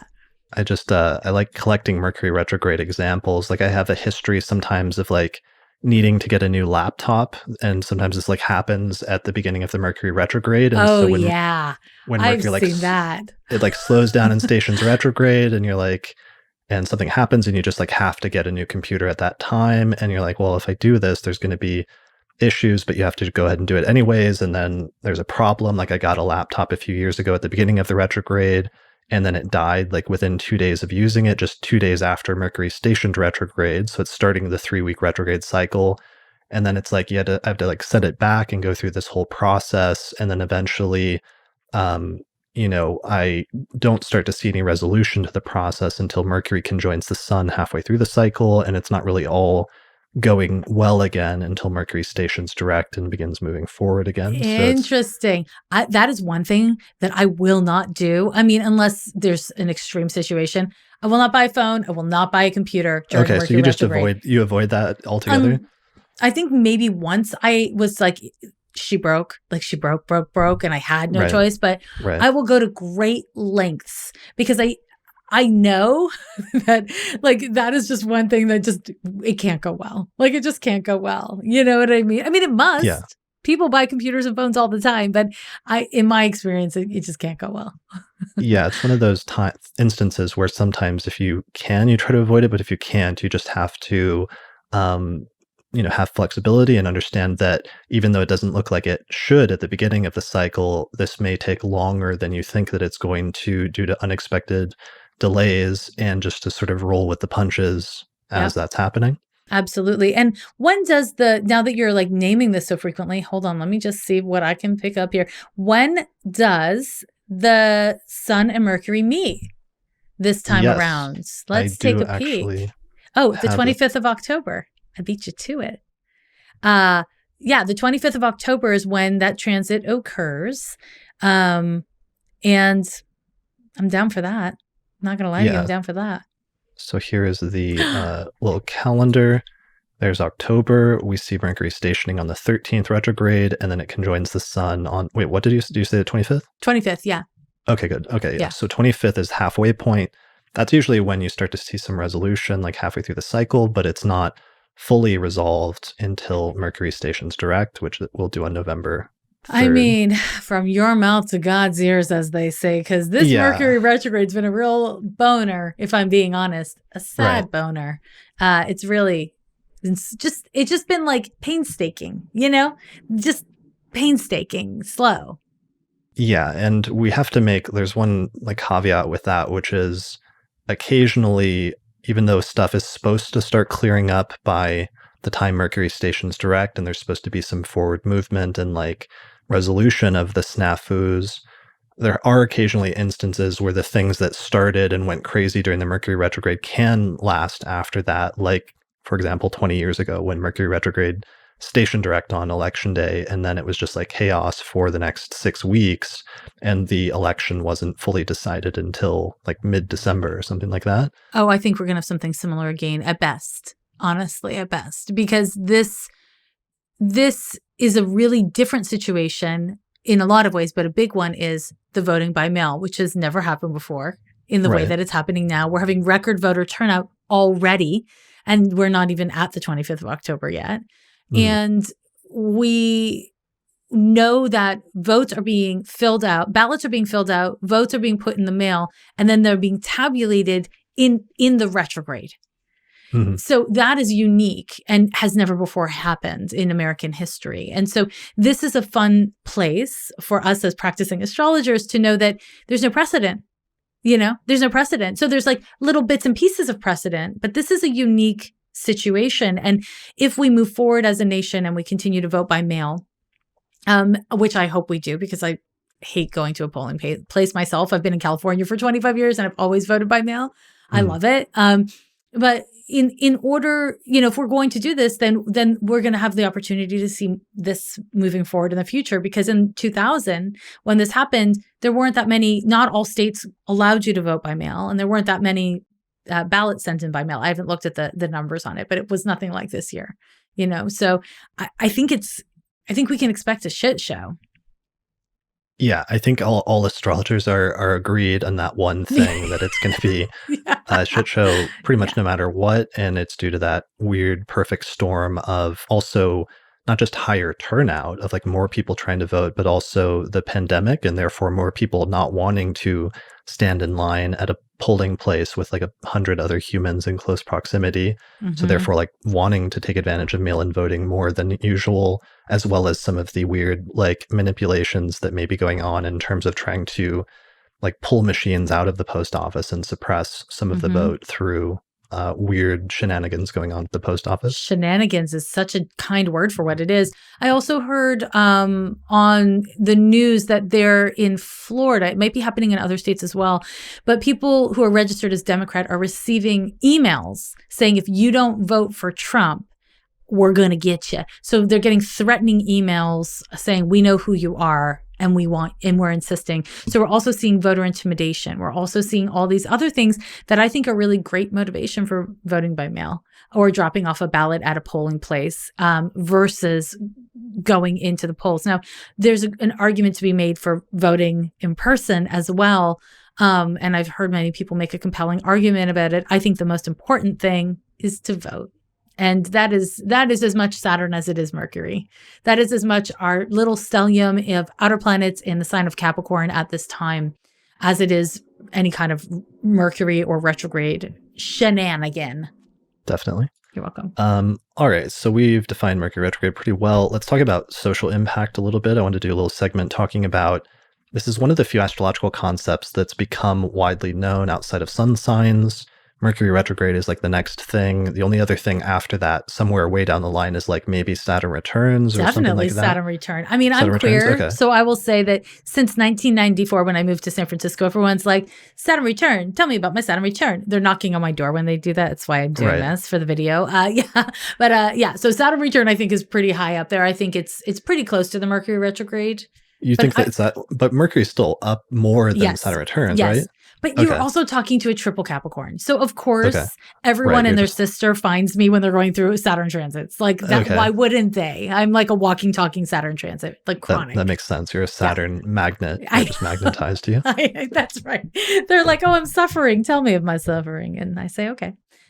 So let's talk about the social impact. So while all of the planets go retrograde, Mercury does the most frequently. This causes astrologers and horoscope writers to talk about it more frequently, especially in modern times. The advent of the internet and writing online columns and YouTube and everything else has meant astrologers can also go outside of just talking about the sun signs, where they can make general statements about the astrological weather. So Mercury is mentioned very frequently in terms of its retrograde cycles. Additionally, Mercury's connection with day-to-day things perhaps make its retrogrades more tangible, but also the increasing reliance on technology and electronic communications over the past few decades probably makes the Mercury retrogrades perhaps more relevant in a way. So maybe it's become more relevant as we get more technological. What do you think? I 100% agree with that. Yes. Okay. 100%. So the broader public awareness of this concept has some pros and cons. On the positive side, it shows that there's more to astrology than just sun signs. So people are finding out that astrology is more complex than just dividing the entire globe into like 12 camps or 12 groups. There's actually a lot more to it. So that's a good thing. On the negative side, it sometimes gets overstated in its importance and often is mischaracterized as being sometimes worse than it is, or alternatively, it's also assumed to apply to everyone at all times, even when that's not the case. Yeah. So where do you want, let's start maybe with the mischaracterization part. To what extent is Mercury retrograde panic like justified versus to what extent is it overblown to some extent in modern society today? God, I mean, it's overblown in a lot of ways. Like, there's no Mercury retrograde lipstick, or like, there's no Mercury retrograde, and I love lipstick, but there's no like Mercury retrograde, whatever. Yeah, I mean, it's overblown in a lot of ways, is basically the point. We have to, I'm cynical a little, right? The commercialization of astrology is worth being critical and cynical around, and also open to and enjoy it. You know what I mean? Like, if you're shopping for lipsticks and you like astrology, good. Read the article. That's cool. But also, that's not astrology. That's like, it's something else. It's like, it's like cotton candy is food, but is it food? Sure. It's cotton candy. Or let's say fast food. Let's say it's like the Mercury retrograde is like the McDonald's of astrology, of like, yeah, it's good and it'll get you by. It's food. It has some nutritional value. Yeah. But let's say it's not the same as like a Michelin 12-star like restaurant where you go and like, have a chef. That chef in the Michelin 12-star restaurant, that's an astrologer, an experienced astrologer looking at your chart and looking at the retrograde and seeing how the retrograde is going to directly impact you. That's your like fancy Gordon Ramsay might eat there kind of situation. Okay. But the McDonald's is just like, I don't. Even the articles that are really popular these days of like what 4 signs are going to be impacted the most by this Mercury retrograde, it's based on the kind of misinformation that your sun sign is the only thing in your chart. I mean, I'm sun, moon, and rising in Capricorn. So for me, okay, sure, maybe something like that would hit me more directly, but I have other planets and other signs. Come on, guys. So I think that there's a way that Mercury retrograde is so important. It's something I track. It's something I think is very important to talk about and educate people about. But the kind of like oversimplification of it, the memification of it, is where it gets problematic and is made to, it just becomes generalized. And, I think that the risk with astrology, and this is a really important thing, I think, for me and older astrologers, people who are my age and older, is this fear that through all of this, like, astrology perfume and like astrology memes and all this kind of stuff, which is fun. It's not bad. I've certainly participated as a person who makes a living, I've participated in this stuff a little bit for sure. But the risk of it is that it's the silification of astrology. It's like taking something that is substantive and making it, and just not making it very substantive. And that's kind of always associated with the downfall of astrology and popular opinion. And so I'm, very nervous about that as somebody who's in love with astrology and has dedicated her life to astrology. And I think, when we're talking about Mercury retrograde, we are in part talking about a place where this happens because there's enough social awareness of Mercury retrograde that it becomes a place where people who are not astrologers are posting about it, or brands are using it as a way to sell products and all this kind of stuff, which is, I guess that's just so classically retrograde. Mercury retrograde is that it's like misinformation or like partial information. But it's also kind of annoying. Maybe one of the core issues is just like oversimplification, that maybe something that's kind of like a complex thing that like we're only like an hour and a half into this discussion already. And I feel like we've barely scrape the Yeah. surface. So it's Yeah. obviously a very complex thing that has a lot of different factors you can take into account. If you're doing it full blown, it sometimes gets simplified, and sometimes that simplification can, yeah, like you said, end up being almost like misinforming people more than helping to inform them about what the phenomenon actually is. Yeah. Or create fear, because Right. we know that clickbait is salacious. It provokes a strong feeling. And so fear is a really strong feeling. And if you post something that has a scary title, or the thing that you absolutely need to know during this Mercury retrograde, it's like, oh no, what is it that I need to know? I'm sorry, I'm biting my nails pretending. I don't know if that was obvious. I realized it looked like I was eating corn on the cob, Right. so I apologize. But That's anyways, fine. thank you very much. Thank you very much. So anyways, you understand the problem with it, right? It's like, how do we talk about astrology intelligently? And also make it fun. And like, it does have to be bite-sized pieces. Tweets are only so many characters. And I think, some of that is, it is okay to be a student of something and not try to teach other people the thing. It is okay to be a fan of something and not present yourself as an expert.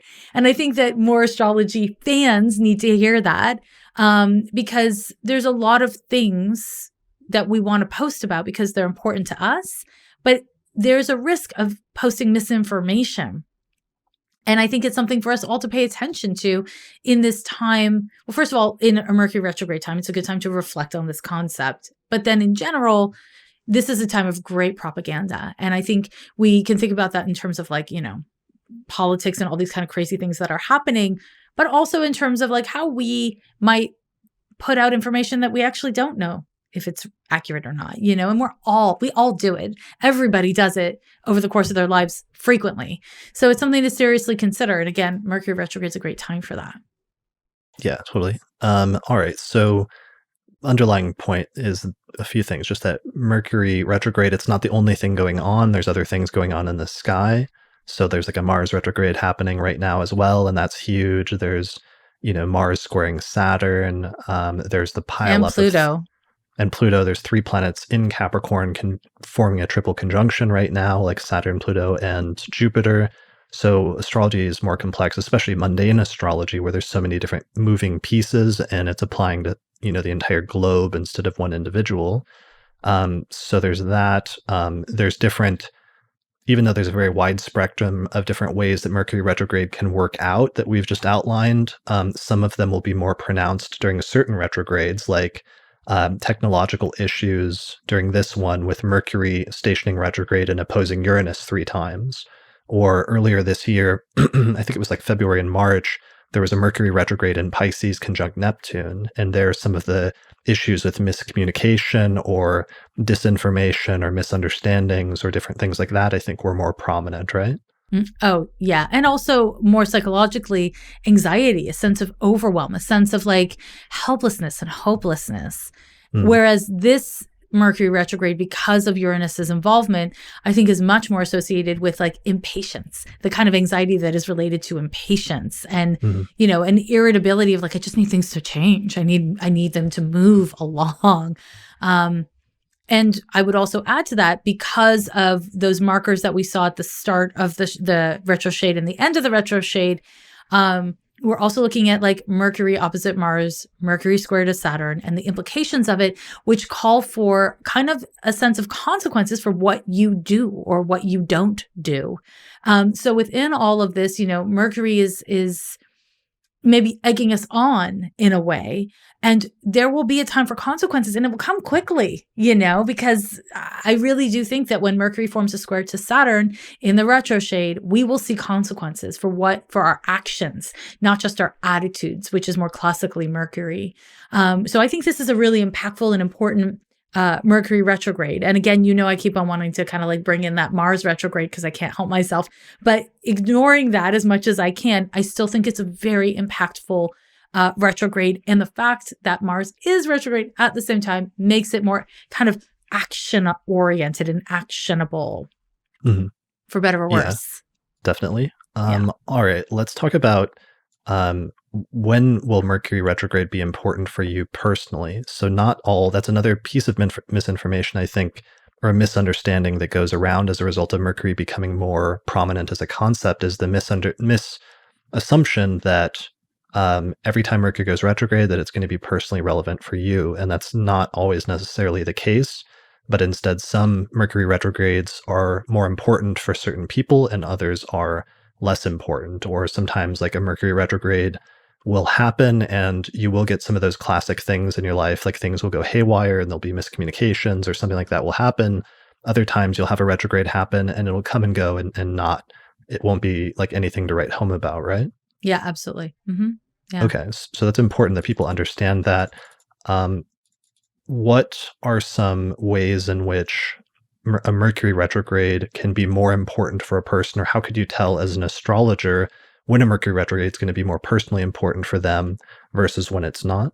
hmm For me as an astrologer, it's always how it directly impacts planets in your chart. So not just your sun, and the degree of your sun, but this is where we turn to the ephemeris and we turn to the math of astrology because, for if you have something, in your birth chart at 11 degrees of a cardinal sign or 12 degrees of a cardinal sign, 25 degrees of a cardinal sign, because we're looking at those two Libra stations, right?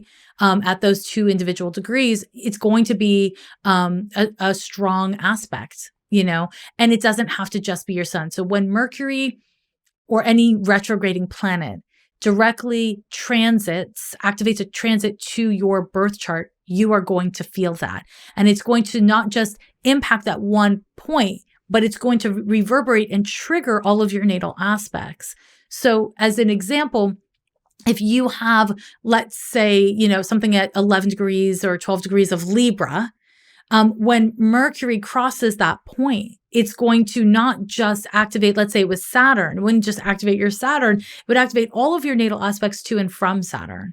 And I think that that's where, again, this kind of like interconnectedness of astrology is a really important point to hammer in, because you might be like, well, why are all these things happening right now? And it's because Mercury is transiting over a point in your chart that is got a lot of reverberations to it. And so this is where a more nuanced kind of understanding of your chart is important. And I also will say to that, when I'm scared, when I'm like having a lot of feelings, I consult other astrologers, not because I don't technically have the data in my little noggin, but because we are not objective when we are the subject of a thing. And so this is, something you and I touched on in the last time I was on your podcast is in the context of relationships, we cannot be objective observers when we are subject to our own relationships. And I think that's the mercurial rule is we are subjective in the realm of Mercury. And so it's good to seek counsel, I think, during retrogrades, and it's good to not abandon discretion during those retrogrades because we might not understand the cancel, or that person themselves may be influenced by the retrograde in a way we don't understand. So I hope that isn't contradictory, but it's the truth is in the nuance, right? Right.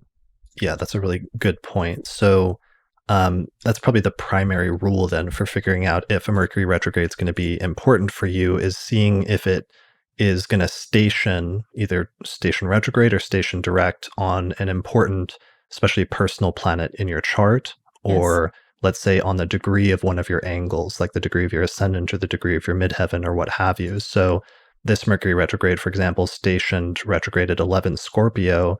So if you have something at 11 Scorpio, like let's say the degree Scorpio, of your not Libra. Sorry about that. That's all right. So if you have something at 11 Scorpio, like your ascendant, then that retrograde could be more important for you, because part of the reason for that is Mercury is just sitting at that degree for like a week. And it's sort of like, with chimes, like if you had let's say a chime and you just hit it once, you get the little bing and then it eventually dissipates, pretty quickly. But if you just kept hitting that one chime for a week, that's kind of what Mercury stationing on that degree is like. That's a great way of putting it. It's like just being in a windstorm, just a damn windstorm. It's just hitting on that chime. That's a very good way of putting it.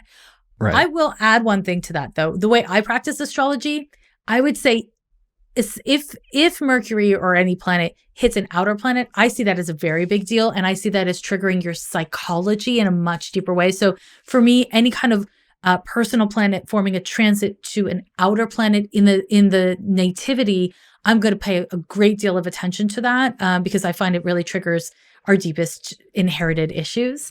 So I'll just kind of add that to the mix of our conversation. Totally. And that's a really good point, especially in a time like this where Mercury is opposing Uranus at 9. Because let's say somebody has their natal Uranus. I know a few people that have their natal Uranus at like 10 degrees of Scorpio. That means Uranus itself has been opposing that, and they're getting their transiting Uranus opposition to their natal Uranus during that time. And then Mercury swoops in and activates that at the same time, both opposing transiting Uranus and conjoining their natal Uranus. So it's like activating other long-term outer planet transits that are happening at the same time occasionally. Absolutely. Yeah. And also if we're talking about, let's say you have like Saturn at 11 degrees of Scorpio, your version of reality is going to be triggered here. If you're going to deal with consequences in a way that somebody who's dealing with Uranus touching their Venus, Mercury touching their Venus, it's going to be totally different than if it's touching your Saturn or your Uranus, right? So I think it's really important to know that we're not all, what is that expression? It's like we're all in the same boat, but we're not all in the same conditions on that boat, whether it's the Titanic or not, we're not on the same, all having the same conditions on the same boat. And so some people might be on the part of the boat where they're like, oh yeah, technically I know Mercury's retrograde. I tripped on my way over here, but I'm fine. And other people are just like, taking a spoon and trying to get water out of the damn dinghy. Right. So I think it's important to, you can tell I've never seen the movie or read the books or anything. I don't know anything about the Titanic. I just know that was your synopsis of the Titanic. Yeah, there was something with like sex and class, and that was all I got. It's like people like that guy DiCaprio. It's Leonardo DiCaprio. You're not a Kate Winslet fan, at least? Kate Winslet? No. Okay. No. I couldn't pick her out of a lineup. But I have seen a lot of things that reference the Titanic, and I know enough to know that we're all on it now. So it felt like an apt kind of. I like that. That was pretty good, pretty appropriate. Thank you very much. Thank you. All right. So if you have anything natally at the degree that Mercury stations retrograde at, additionally, not just where it stations retrograde, but then if you look 3 weeks later at what degree it's going to station direct, if you have anything natally there, for example, here it's going to station direct at 25 Libra, then if you have a natal planet at 25 Libra, then it could be important to you personally, or more personally important to you than it should be otherwise for like other people. Yeah. There's another technique that I use to determine if Mercury retrogrades are going to be important, which is called annual profections. Do you use that timing technique at all? No, I don't. Mm-mm. Okay, so it's really simple. All you do is like figure out your rising sign or what sign your ascendant is in. Whatever sign that is, that sign and the planet that rules that sign is activated for the first year of your life. Then once you have your first birthday, a year into your life, it then moves to the next sign in zodiacal order, so downwards. Then that sign and its ruler becomes activated. So you just count one sign per year from the ascendant for each year of the person's life. And whatever sign is activated, the planet that rules that sign will become more important for you in that year of your life. So if in that technique it ever comes to Gemini or Virgo, it will activate Mercury in that year. And I've seen that people that have Mercury activated in that year will tend to experience the retrogrades as being more important than other years of their life. And this ends up kind of explaining why sometimes it's like a Mercury retrograde will come and go and like nothing happens and you don't know why everyone's freaking out about it. But other years, like you'll have a Mercury retrograde and you'll just get nailed, and for some reason it'll be like a big turning point for you for some reason, and that tends to be why. Interesting. That's really great. Yeah, I am a big fan of the KISS method, the keep it simple stupid method, or if you're a water sign, keep it simple sweetheart, because we're not all asshole Capricorns. So I'm a big fan of it. So I've heard about perfections. I actually don't use progressions either. I mean, really? I have. Secondaries? Secondary? No? I have. I spent a couple years using them. But in the end, what I found was that their presentation sometimes would be meaningful, sometimes would be really subtle. But that in the context of a consultation, everything I need is really in the birth chart. And so I, and again, I know I'm like a poster child of a triple Capricorn right now where I'm just like, keep it simple, but that's just like, it really works for my practice. And I'm really a fan of going incredibly deep into the fundamentals instead of gathering too many details, which is actually, an interesting thing. For me to say, given that I have Mercury in Aquarius squared by Uranus at the top of my chart, you'd think that I'd be obsessed with a million details because that Mercury placement, like technically speaking, would make me somebody who would go into a lot of details and maybe even be scattered with those details. But this is where we look at the complexity of the chart. And I have other things, including but not limited to Sun, Moon, and Rising and Cap, that kind of bring me back to fundamentals and being really interested in a really deep way in the details of those fundamentals. So that's, I share this in the context of our mercurial conversation because in order to really understand astrology, it's important to understand one's own cognition. And to understand the motive of your Mercury and the modality, like not modality, I'm trying to say like the kind of way that your Mercury mobilizes is maybe what I'm trying to get at. And to understand it in the context of your chart, because Mercury on its own is going to tell a story, but in the context of your chart, that story changes, like inevitably it changes. And I think for astrology students, it's really important to know that for several years, you're just going to think of the pieces. That's all you can hold is the pieces. In order to truly learn the pieces, you have to focus on the pieces. And then at a certain point, you get to synthesize those pieces. So for some people like you have a capacity to synthesize a million data points. You're so good at that. Not me, man. I'm going to focus in, and it's just about knowing yourself and not comparing yourself to other astrologers, but instead like being the kind of astrologer that you were meant to be, you know what I mean? Based on your own birth chart. So I know it's a little bit of a departure, but it's kind of connected. So no, I mean, it speaks to what different astrologers focused on. And part of your focus is sitting down with clients and talking through and understanding their psychology and their internalization of the process. And the process itself is like understanding the birth chart and how it speaks to their psychological and emotional and like relational dynamics in their life. And you're not trying to like predict when somebody's going to win the lottery or something like that. That's not your orientation. So correct. In that context, like just speaking to and looking at the birth chart itself is what's primary and fundamental to you. And that's your main orientation.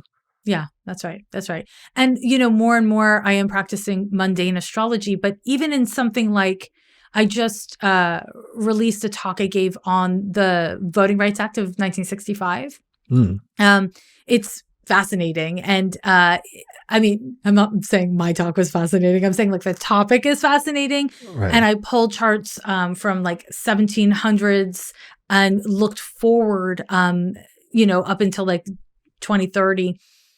Using that one particular chart as like a centerpiece of looking at social justice movements in the US, and also movements of oppression and systemic oppression, and understanding how the collective is made up of individuals acting out of their flight or fight mechanisms, acting out of self-preservation, as much as it is acting out of a call to justice. And understanding, for me, the kind of psychological foundation of each individual has everything to do with how society functions in times of change or tumult, which is, I know, again, I've taken us away from Mercury. That's my specialty. Divert the topic. Sorry. Right. But I really I feel so passionate about this, is understanding that as an astrologer and as well as a person, wherever you start doesn't have to be where you rest forever. Even if you're somebody like me who spent, 23 years only doing one thing, which is, counseling people, focusing on helping them with their innermost life and making choices from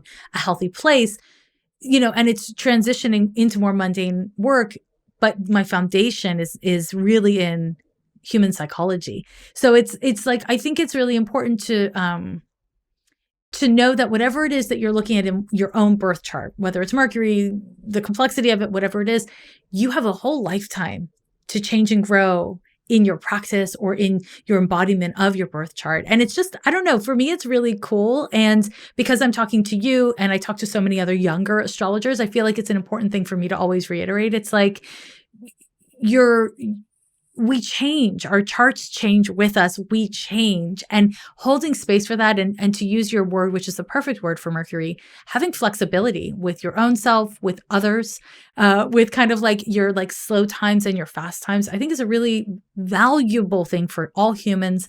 And it's a useful application of astrology. It's like a great tool, bar none, tool for figuring those things out and giving yourself kind of some space and some grace to do that.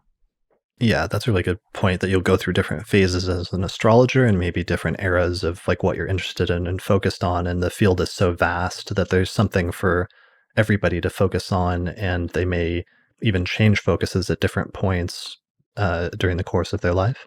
Absolutely. Yeah. I mean, I absolutely see that.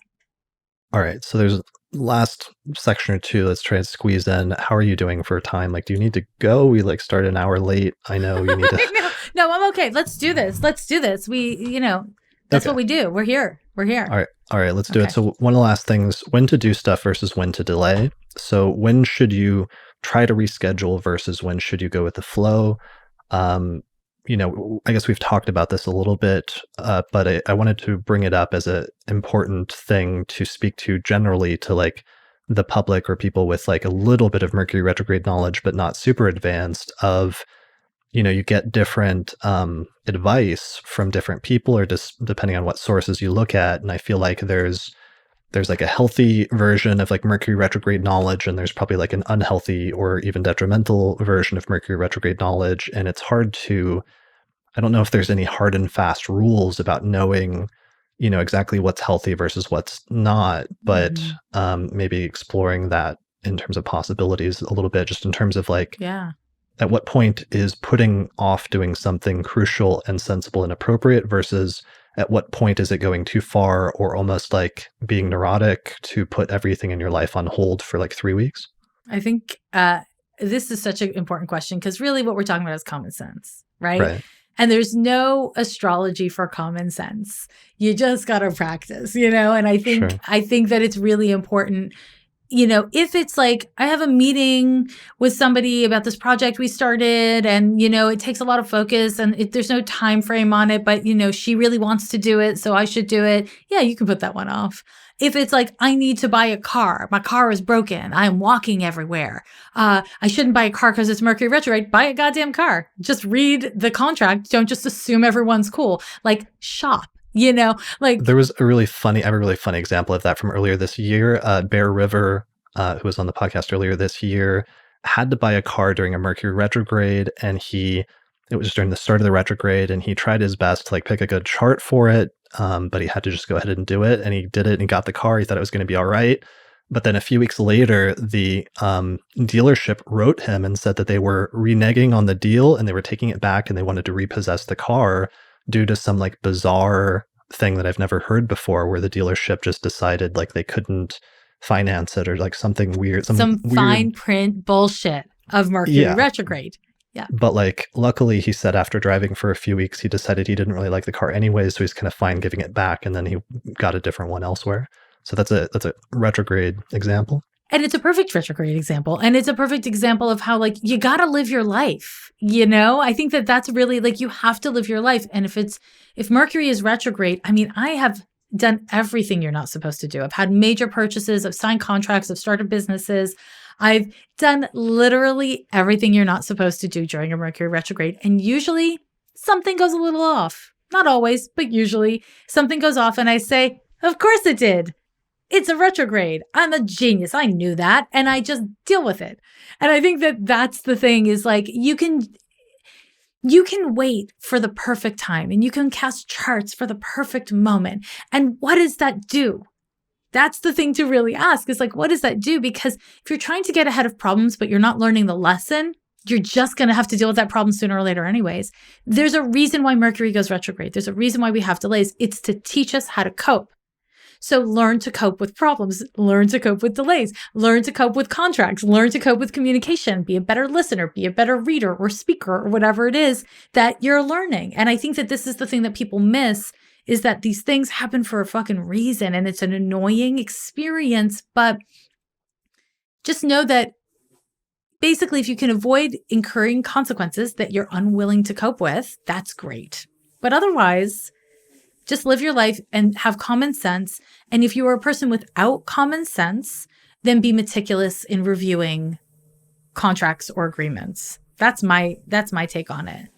Sure. Yeah. I mean, I think there's like a version of Mercury retrograde that's just annoying and sort of pointless or doesn't have any apparent rhyme or reason to it, and you just have to like deal with it. But there's also a version sometimes that I've seen of that by doing the process, you make one attempt towards the beginning of the retrograde and you try to do something and it fails and you have to go back to the drawing board and then you have to try it again. But usually the second time you try it, it's always better. And your attempt at whatever you've tried is better because it's more informed and you've had more time to think about it and decide what you really want and what's really important to you. And you end up pulling it off and executing it better by the end of the retrograde than you would have if the first attempt had gone through. And in that way, the retrograde and the struggle, as you said, sort of leads to growth and improvement that you wouldn't have had otherwise, even if it was frustrating during the process. Yeah, that's it. And this is the thing is, it is understandable to want to avoid pain and it's understandable to want to avoid drama and problems, but it's a misuse of astrology to try to avoid living life, to get away from having to live life and the messiness of life. That's just not how it works. We're not machines looking for optimal function. We are messy, disgusting meat suits. I mean, I'm sorry. A lot of people don't think of us as gross meat suits. I'm such a 12th house person that I'm like, just give me spirit. I don't need body.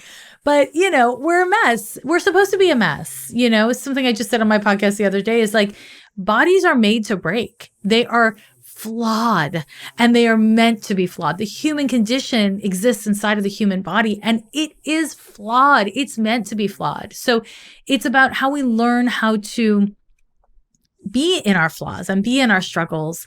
That is the human condition. And astrology is a really valuable tool for developing skills and living in accordance with your own chart instead of comparing yourself to somebody who has a completely different chart than you and trying to be like them. It's unrealistic, I get emails from people sometimes being like, how do you do this thing? Like, whatever consistent thing I do. And I'm like, well, just be born a triple Capricorn and you too shall be really consistent. Right. It's like, there's just, we all have our own charts and for better or worse. Right. So I think some of Mercury retrograde on a real like big level, some of what Mercury retrograde does is it prompts us to look back at who we've chosen to be, what we've thought, what we've said, what we've done, how we've listened, how we've engaged, so that we can review so that our progress moving forward is better. That's really why it happens. Now, that said, watch me curse my butt off when, some technical issue emerges because of Mercury retrograde. But that's, there's like the micro and then there's the macro.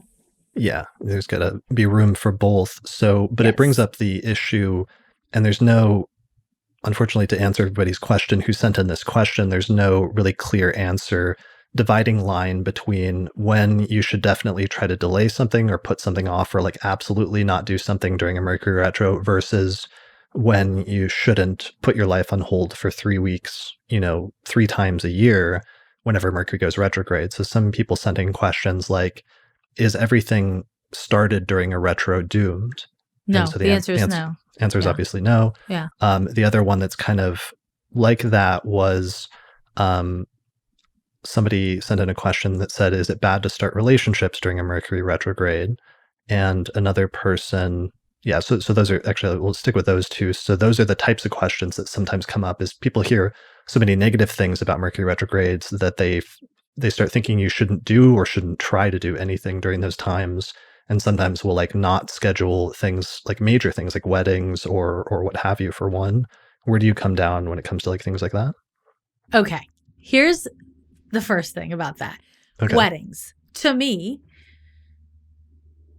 I know I'm in the minority with this again, but the decision to get married is when a marriage begins, IMO, not the wedding. A wedding is a party. And, like in yesteryear, I think it was different. But now it's like 6 months to plan and building a budget and who sits where and like all this bullshit.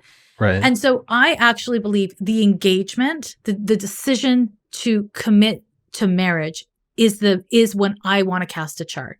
I Mm. don't care about casting a chart for a wedding. Now, casting a chart for a very expensive party, I'll do that, but I actually don't think that's the beginning of a marriage. So that's like an aside maybe, but Okay. worth stating Sure. because like you can, let's say, fall ill and then you can finally make it to the doctor and get a diagnosis. I'm not going to cast a chart for the diagnosis unless I want to know about the diagnosis. If I'm looking at the life of the illness, I'm casting the chart for when you fell ill. Same concept. Anyways, so that's my little aside on that. But So let's say starting a relationship. So would you be like, sorry, I'm not going to start a relationship with you because hell Mercury's no. retrograde? No, of course Hell not. no. Yeah. Hell Okay. no. But I would say, I think this person is X, Y, and Z. Let's see what happens after the retro shade post retrograde. You know, I might realize that actually they're a big fat liar. I might realize that they're, you know, the cutest cutie that ever cuted. Like, I don't know yet. This is the thing is you don't have enough vetted information during a retrograde on the surface. And then on top of it, you're not supposed to know that stuff at the beginning anyways. So I personally I would never not date someone because of their sun sign. And I would never not date someone because it's a retrograde, not a Venus, not a Mars, not a Mercury for me. How about you? Yeah. No, I mean, I think that something that's important for non-astrologers or like new astrologers to know is sometimes things like a retrograde station or let's say an eclipse or something like that are just markers that something important is happening. And so for some people, like Mercury stationing retrograde in your seventh house could be just indicating an important marker that an important relationship development of some sort is happening for you at that time. And if there's other positive things that are also coinciding with that, that could be the start of a really major relationship. And maybe there's like some bumpiness at the beginning, or maybe like, you know, you run into issues text messaging each other and you think that they're blowing you off for 3 weeks and then later you get back in touch. And so there maybe there's some bump in the road like that, but it's not something that you need to necessarily shy away from just because Mercury is retrograde. Agreed. Yeah. And also, if a relationship is viable, a retrograde's not going to stop it. It's just not going to stop it. So it's about, again, common sense. When you get to know somebody, it takes time to truly know someone. You know, it takes time to form a friendship. It takes time to build up intimacy. I mean, it doesn't take a whole lot of time to build up chemistry or fantasy, but it takes a lot of time to build a relationship. And so there's no retrograde that lasts long enough to impede your capacity to get to know someone in a reasonable amount of time, because retrogrades simply don't last that long. It's just, you know, again, a common sensey moment for us all. And I think, you know, when I say that, it's not to in any way like belittle or shame anyone who's asking that question. Everyone asks that question because of it's because we put things in sound bites and people turn to astrology for answers when they're scared. And so if you're scared of starting a new relationship, I mean, every retrograde, I get that question, don't you? At least a couple times. Like, should I do X, you know? The answer is Right. yes. Well, and one of the ones is because Mercury retrogrades sometimes have to do with reviewing things from the past or like reconnection. It can sometimes be getting back in touch with somebody that you haven't talked to in a while, or sometimes reestablishing connections with like past friends or past lovers or things like that. And sometimes that comes up as a question. But again, sometimes all the Mercury retrograde is signifying is revisiting that. And that doesn't necessarily have to mean it's good or bad one way or the other. It just indicates the revisiting itself. Yeah, I agree. And also, a good rule of thumb for interpersonal relationships is if you're reconnecting with an ex-friend, ex-lover, whatever, if they haven't changed and or if you haven't changed, then nothing has changed except for you're both older. So I think it's really about the review it's not supposed to be masturbatory. It's supposed to be investigative, you know? That's the nature of a review brought on by a retrograde. It's upsetting for a reason. You know, the upset is supposed to spur action, and that action it's like a active reflection. So if you are dealing with an ex or an old friend come back, really look at your own patterns. Really look at how are you listening to what they're actually showing you of themselves? Like, how are you learning from the mistakes of your past or the heartaches of your past or whatever it is? And again, this is a common sense activity that can be done for anyone at any stage of life for free without astrology, psychology, or, you know, really good lipsticks for your sign. So Totally. Yeah. So that actually brings up next in one of the final questions from on Twitter. Shout out to Eighth House Siren who sent this in saying, what are the things that are beneficial to do during a retro? So we just talked about one of those, like reflecting, revisiting things, but also not reanalysis, but reassessing your current situation, whether it's in like a relationship or a job or whatever else, to see if it's suiting your needs or if it needs to be like recalibrated. Yeah. Yeah. I mean, honestly, I think that's the biggest plus of a retrograde. Mhm. I don't think the primary way most astrologers think of retrogrades is like, it's so great. You know, I just am really trying to focus on what's constructive in it, Mhm. because otherwise it's just like, annoying. Right. Yeah. All right. So let's see if I got through everything. There's some other miscellaneous ones, but we'll leave that out. I had a few. You don't have any really good Mercury retrograde like stories of like the Mercury retrograde examples that really stuck with you that you never forget by chance, do you? Oh Anything like that? yeah, sure. I, actually You're having like here, flashbacks right now. I I can see. am. Could you feel it? Could you feel it? I could I see mean, like looking off into the distance, and I there was know. like a. I've signed contracts and had them really backfire on me, like really Okay, yeah, backfire. right. You know, I have seen terrible things happen during Mercury retrograde. Nothing that is irretractable, nothing that ruins lives, but Right. just like all the stupid shit you could imagine. I have had Mercury retrogrades that hit my chart directly and I lose my voice. I have Mhm. had Mercury retrogrades. I had one, I don't remember what year it was, and I don't remember what was going on astrologically, but every single day, someone came to my office when it wasn't their appointment. They got the wrong month, like every single day of the retrograde. And I Oh, was like, they gave you the wrong birth data? no. It was like they were scheduled because I was booking out clients like 6 months, 9 months in Oh, okay. advance. So somebody would have an appointment with me. Let's say it was like in December of 2020, but Mhm. they would show up in October of 2020 on the same day at the same time. So I'd be with the Yikes. client, and then I would have a retrograde panic where I'd be like, which one of these people is the person I'm supposed to be talking to? Right. It was awful. Another Mercury retrograde time. Oh my God, you'll appreciate this. I lost 2,000 charts out of my solar fire. Boop, Wow. Oh, gone. yeah. Computer crashes. Yeah.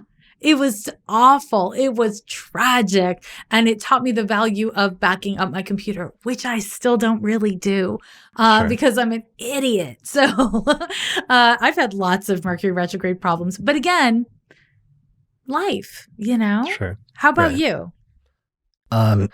Yeah, I did have one like last year that was funny when you mentioned signing contracts. I had to sign a contract for a lease on a new apartment last year, and we had to do it during this Mercury retro because our old place was ending. So we're looking at this place, and the biggest thing for me is because I do a podcast like 4 to 6 times a month, it needed to be quiet. So we asked the person showing us, like, is this place quiet? Like, is there anything we need to know about? We even went so far as to ask to speak to the previous tenant who had already moved out. And they assured us the place was quiet. We weren't going to have any problems. We move in, we sign the contract during Mercury retrograde. And then just like a few months later, I think it was actually during the next Mercury retrograde, they start setting up poles outside the entire building and scaffolding and begin like a year and a half of like construction that was just like every day from 9 a.m. to 5 p.m. And we were screwed and we were stuck in the contract. And so that was one of my funny like Mercury retrograde like contract, snafu That's stories. awful. And also, just word to the wise, anyone listening, anyone who has Mercury in Scorpio, especially if activated by Saturn in the birth chart, does not like sounds that are out of the schedule of sound, like after 9 p.m., before 7 a.m., like whatever it is for you. It's like you don't want to fuck with a Mercury in Scorpio person and how they like to protect themselves from outside noise. Yeah, totally. So other than that, I mean, I try to collect ones. Me and my friend Patrick Watson collect like historical Mercury retrograde examples. I have a few on the Astrology That charming Dictionary. British man. Yes, he is very charming, very, very witty. So one of the old ones when we used to do a political astrology blog, but one of the funny ones was back when Obama was first elected in 2008, when he did the swearing in the oath of office on January 20th, 2009. Mercury was retrograde, and all the astrologers were commenting on it at the time. And Roberts, the head Supreme Court justice, ended up misspeaking, and he like changed up some words in the oath accidentally. And it led to them having to redo the oath of office the next day just to be safe. And all of the astrologers were like going crazy at the time about what a Mercury retrograde thing redoing the oath of office was at the time. Yeah. Elsewhere, like a few years later, when they launched the Obamacare website and finally rolled that out a few years after it came into being, the website was launched, I think, really close to Mercury stationing retrograde, and it was marred by like serious technological problems that were not worked out. They ended up bringing in another company and like doing all this stuff over the next several weeks. It was a mess. Like a poster child for what not to do during a Mercury retrograde. That experience. That was a whole Mercury retrograde thing as well, was the rollout of Obamacare website. It was eventually fixed by the time, I think later, once Mercury stationed direct, they started getting it under control. And once it left the post-retrograde shadow, I think it was in pretty good shape, but it took a while. And then finally, other ones were like the website Patreon in December of 2017. They announced that they were going to change the ways that fees were structured for their users. And this announcement was made 3 days after Mercury had stationed retrograde in Sagittarius conjunct Saturn.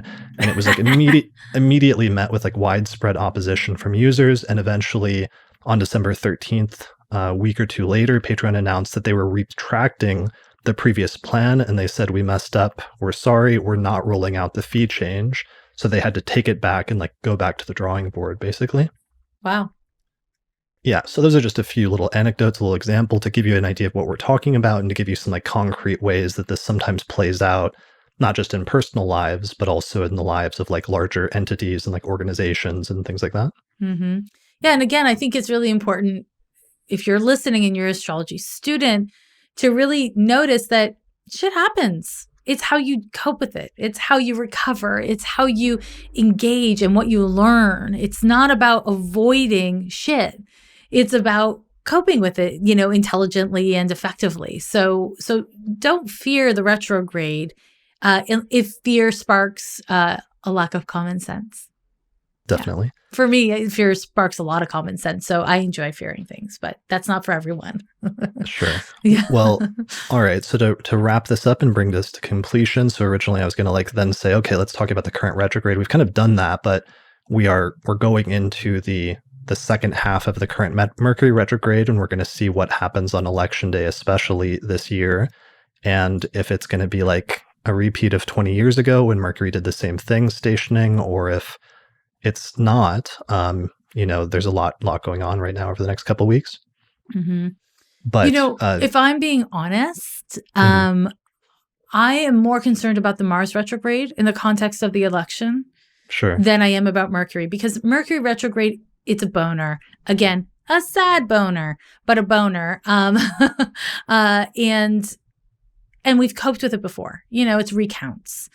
My concern is violence, and I think we have a lot of reasons in the U.S. and abroad to be frightened of kind of the presentation of toxic masculinity and violence.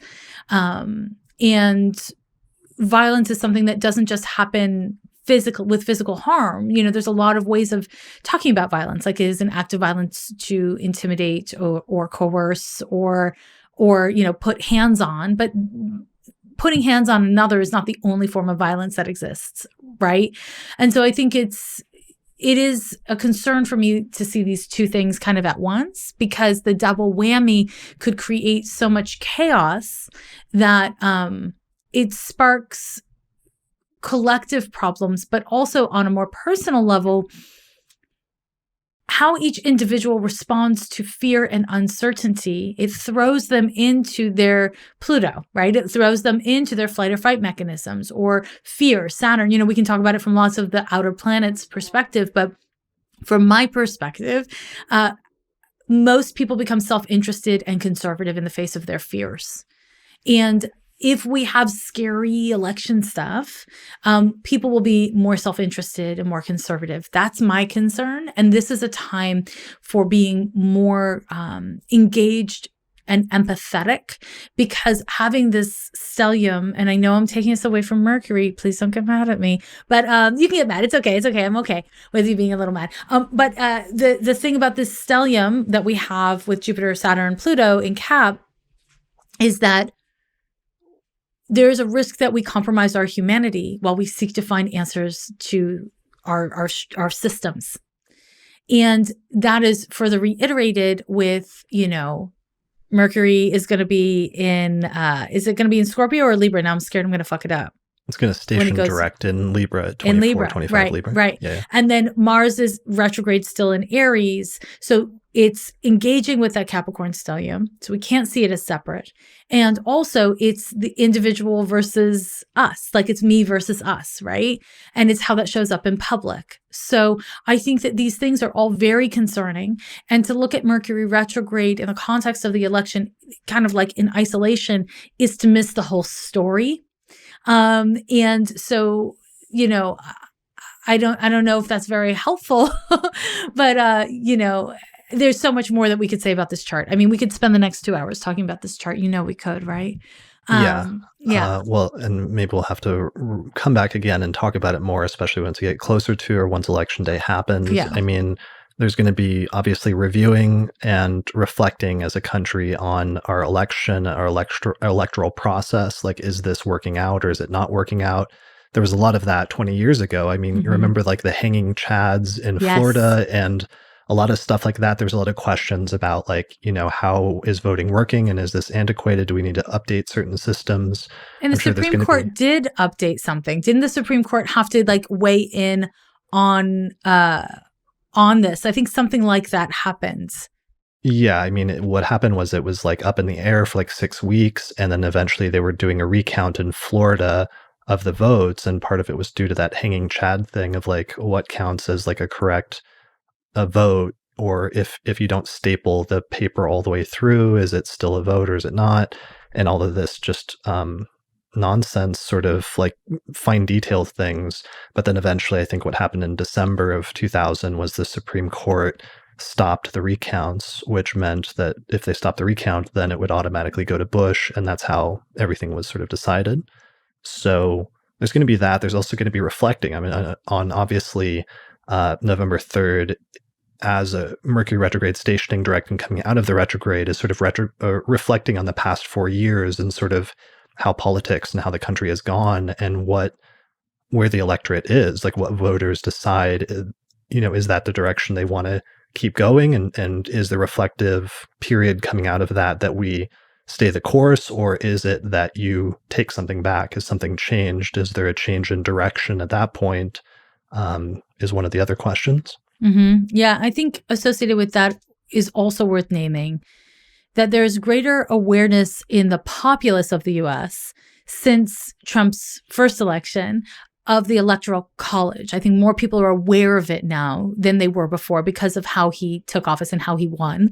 And I should have put quotes on one because we know there was Russian interference in the U.S. election. And so we also know that there are attempts at infiltrating our vote, and there's questions about the legitimacy of the election that are being posed by the president himself. He's already predicting that it can't be trusted.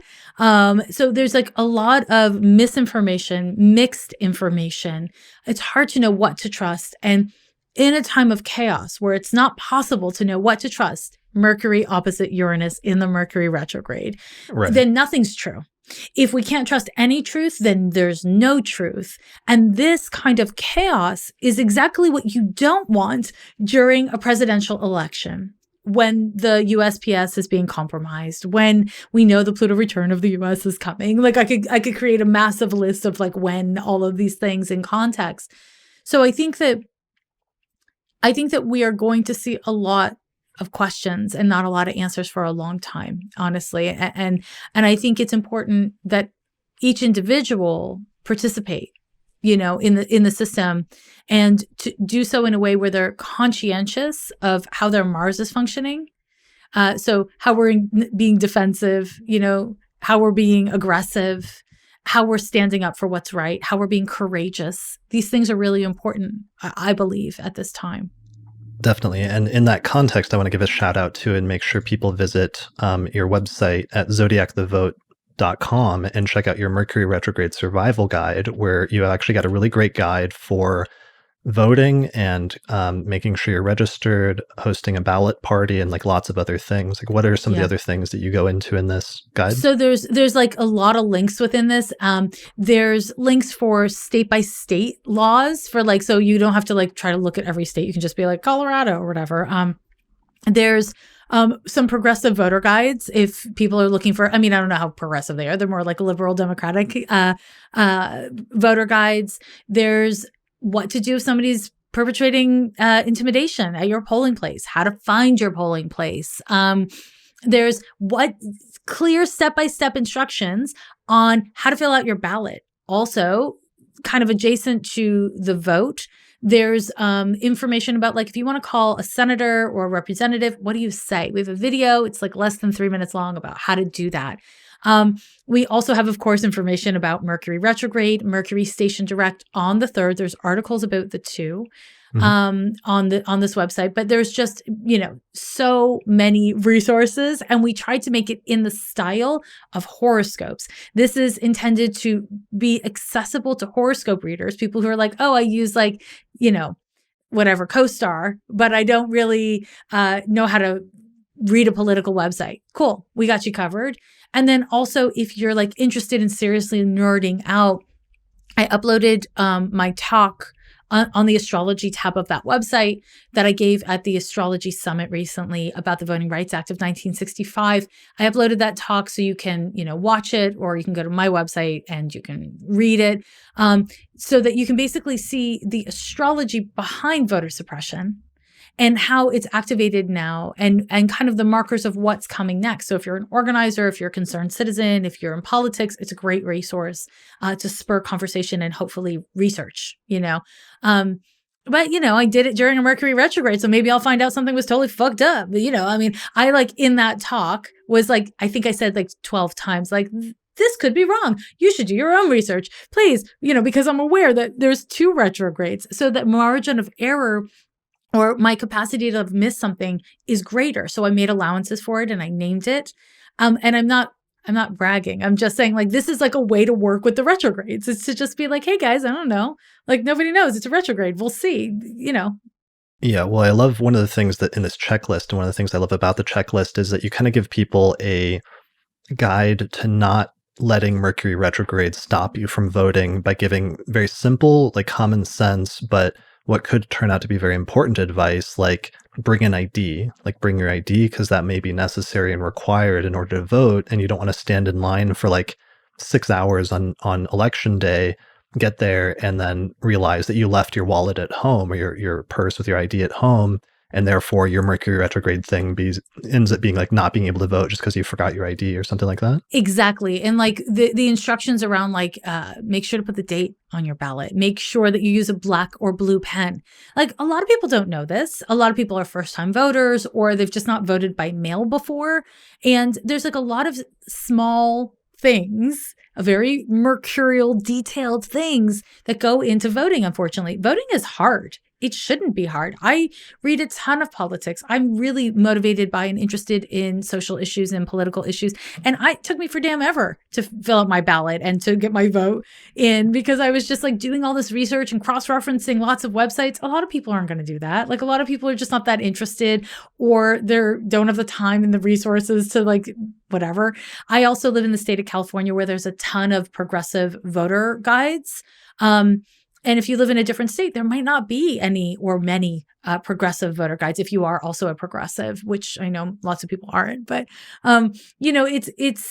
it's harder than it should be. And that's by design, and I think that this is something that during this Mercury retrograde, what I was really motivated to do with my partner, Lindsay, was to create something to make it easier for people who are interested in the world and care about the world, but just don't fucking know what to do, because it's not intuitive. It's not like everyone should know. It's hard. And having this retrograde means it's harder. And so our ambition was to make it easier, to make it more accessible, to like take out some of the steps. And I'll say, like, when you showed the screen of the website, Mhm. all of those, like so many of those things are clickable. So you can download it to your phone and bring it with you to the polling place as a reminder. There's so many things that you can do with this list, and they bring you to different pages of the site, yada, yada. So it's really, I hope it's valuable for people because, see, and we have like mobilized parties. If you've already voted and you want to get involved and you're like, I don't know how, we have links to volunteer opportunities throughout the country that you can get involved with, all without leaving your computer in your house. So you're, COVID safe. And so for me, I'm just really interested in like, okay, so I know Mercury is retrograde. So what are we going to do about it? Let's do something about it. And that's really the thing. Oh, look at that. It's our Instagram. Yeah, Did you I love see that. Thank you. Go ahead. If you scroll a little bit, you can see the beautiful Tony Howard. He was facilitating Demetra George's talk. And Kent Bai, another great astrologer and podcaster, he emailed me this screenshot he took of Tony in the middle of Demetra's talk wearing one of our t-shirts. Mercury might be retrograde, but my vote isn't. I love that. Yeah, thank you very much. I love it too. I want to get you in a shirt. I do, Chris. I have ordered a shirt, so if I have it, I will wear it on the next forecast episode or something like that. I'm looking forward to it. And I appreciate how this website and this effort on your part, and your partner's part shows your philosophy also of being forewarned is forearmed, and trying to deal with things like Mercury retrograde actively by just trying to anticipate it and do what you can to take the edge off of it, instead of just being like, well, I'm not going to vote because Mercury is retrograde or something like that. That's not the answer. It's not the answer. It's never the answer. Astrology is so useful for understanding history. I mean, and that I've seen what your project with Patrick Watson. You guys talk about a lot of history stuff. I mean, I think you do that with other astrologers as well, but understanding history and politics in the context of astrology makes politics and history interesting. IMO, right. And also it doesn't make it exactly predictable because there's too many people involved to make it exactly predictable. But what it does is it tells us like dates to be aware of and strategies that are more likely to be more influential or effective during those dates. And that is a leg up. I mean, there's a reason why, royalty of yore used astrologers, because we're fucking awesome and we can help things. So I think like I want us astrologers to get more motivated in creating tools and resources for the populace so that we can be more civically minded and actively engaged. So that's a little for the people. Yeah. And along those lines, actually, not just royalty, but, in the 1980s, Reagan had a private astrologer that he used to give him a leg up for certain things. So it's like... And it worked. And it kind of worked. So in part of the response, I can already anticipate to some of this is just like, well, if Reagan can use, astrology to do some of those things and promote some of those things, then I think it's okay for astrologers on the other end of the spectrum to try to use astrology to some extent to promote and at least get out the vote, which is what you're doing here. Yeah, that's exactly right. Yeah. And also I think it's, my partner has a political background, and we've been working with lots of people who are currently in politics, working for really big names in politics.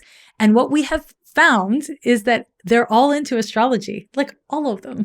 And that's so cool. I mean, not all people, obviously, like all the people we've had contact with have been really into astrology. And so that speaks to what you and I were talking about at the start of our conversation, is that as astrology has become more accessible, people are inevitably passionate about it and interested in it across disciplines, And so I think I'll say, like, I did an episode of my podcast with an amazing activist. We talked about the astrology of the ADA. And a week after that episode came out, I got contacted from somebody who works in the federal government on the ADA. And she expressed that she had learned things from that episode that she didn't know. And she asked me for help about something. And I was like, this is actually what I want. I want more interdisciplinary conversations, more crowdsourcing of data without judgment. It's like, you don't abandon common sense, but get your insights and strategies where you can. And I think this is where it's less of where I think we all need to be, competent in order to be effective. And so there's, layers of effectiveness and competency to consider in all things, in politics and astrology and all the things. But I hope that more people get more excited about looking at mundane astrology and looking at the impact on the collective of individuals that we can trace as astrologers. I mean, we have a really unique tool to trace the impact of collective events on the psyche of individuals, not just the babies being born right now, but the adults that were once adorable babies, So obviously I could talk about this for another 3 hours. No, I mean, that's a great point, both to end on, but also great. That's going to be the biggest lesson for astrologers of 2020 is just like the importance of mundane astrology and how mundane astrology sometimes is very, very literal, like with COVID and the lockdowns and everything that happened with the pile up in Capricorn and the Mars-Saturn conjunction in Aquarius and the protests that were happening in the spring and early summer when Saturn went into Aquarius and started squaring Uranus, which were, was just a preview of next year when that aspect actually comes back and goes exact. Yeah. And then we've had the more recently, like the Mars retrograde in Aries and squaring the Capricorn stuff. And now we're seeing the return of the COVID numbers like spiking and everything else. And then we're going to get 2 final major things this year with the Mercury retrograde station on election day, Mars stationing, and then the Jupiter-Saturn conjunction. So if astrologers learn nothing else from this year, I think the lesson that like mundane astrology is actually important and sometimes very literal is definitely the main takeaway. Yeah, absolutely. And I will say, I only realized that I was doing mundane astrology after Tony Howard told me I was. I was just like, I'm just doing astrology. He's like, that's mundane. I was like, oh, okay. I'm doing mundane astrology. He was like, yes. So, I mean, he wasn't as rude as I'm being about it. He was actually very supportive and sweet about it. But I also will just say, like, I am terrible at knowing names for things. That is not relevant to the conversation. But I felt like I had to like personally disclose it because I feel embarrassed. I think it's better to be able to do something and do something well and not be able to label it than be able to label something but not do it very well. So I think you're coming down on the right side of that. Thank you. I appreciate that. Yeah. I appreciate that. All right. Thank you so much for joining me today for this episode and for this discussion. We're at like 2.5 hours. So I think maybe we could wind it down. We had a whole like safe. it was so funny going into this. We were like, let's record a little like 10 or 15 minute pre-show discussion on something else that we'll release later. And then we started having like an hour of technical issues where the recorders for the first time just weren't working for really no good reason. Mercury retrograde reasons, that's all. And then Mercury retrograde reasons. And then we started our 2.5 hour recording. So thanks for sticking with me for this. I appreciate it. Where can people find out more information about you and just your work in general? Okay. Well, first of all, you're the only person I would do a podcast episode for 2.5 hours with. So thank you. Thank you. Yeah, literally the only one. Okay. And people can find me all over the intranet, the World Wide Web, if you will. I'm at lovelanyadoo.com. If you're a podcast lover, I have a twice weekly podcast called Ghost of a Podcast. And you can find that wherever podcasts are heard. And I'm also on Patreon at Jessica Lanyadoo. I'm all over social at Jessica Lanyadoo. And I have a book. It's called Astrology for Real Relationships. It's right back there. Yeah. It's cute. It's pink. It's cute and pink and good. It's good. It's a good book. Okay. And then I feel like that's all the things, and then zodiacthevote.com for all your like political stuff. And on zodiacthevote.com, I should say, I don't remember if I said this clearly because it's been 2.5 hours. Many astrologers have written for us. And so you're not just going to read my work, you're going to read the work of other great astrologers talking about social and political issues that are heartfelt to them. If you're an astrologer or astrology student, it's nice to know that there are writing gigs out there that aren't just about horoscopes, which unfortunately is the bulk of the gigs. But, it's nice to know that there's some other gigs, hopefully more and more as time progresses. So definitely. Yeah. Brilliant. All right. Well, thanks a lot for joining me today. Thanks for having me. All right. Thanks, everybody, for listening. We hope you understand Mercury retrograde more. Be sure to leave a comment. If you have any questions, check out past episodes of the podcast where Jessica has been on 2 other times, including once 1 year ago to talk about her book if you want more information about that. And otherwise, that's it. So we'll see you again next time. Bye. Special thanks to the patrons who support the Astrology podcast through our page on patreon.com. In particular, shout out to the patrons that are on our producers tier, such as Nate Craddock, Marin Altman, Thomas Miller, Bear River, Catherine Conroy, Michelle Marilot, Christy Moe, and Sumo Kopic. Find out more about how to become a patron at patreon.com/astrologypodcast. Also, thanks to our sponsors this month, which include the AstroGold Astrology app available at astrogold.io, the Portland School of Astrology at portlandastrology.org, the Honeycomb Collective Personal Astrological Almanacs available at honeycomb.co, and also the International Society for Astrological Research, which is hosting an astrology conference August 18th through the 22nd, 2021. Find out more information at isar2020.org. As well as the Northwest Astrological Conference, which is happening May 27th through the 31st, 2021, and you can find out more information about that at norwac.net. Finally, the software we use here on the Astrology Podcast is called SolarFire Astrology Software, and it's available through alabe.com, and you can get a 15% discount with the promo code AP15.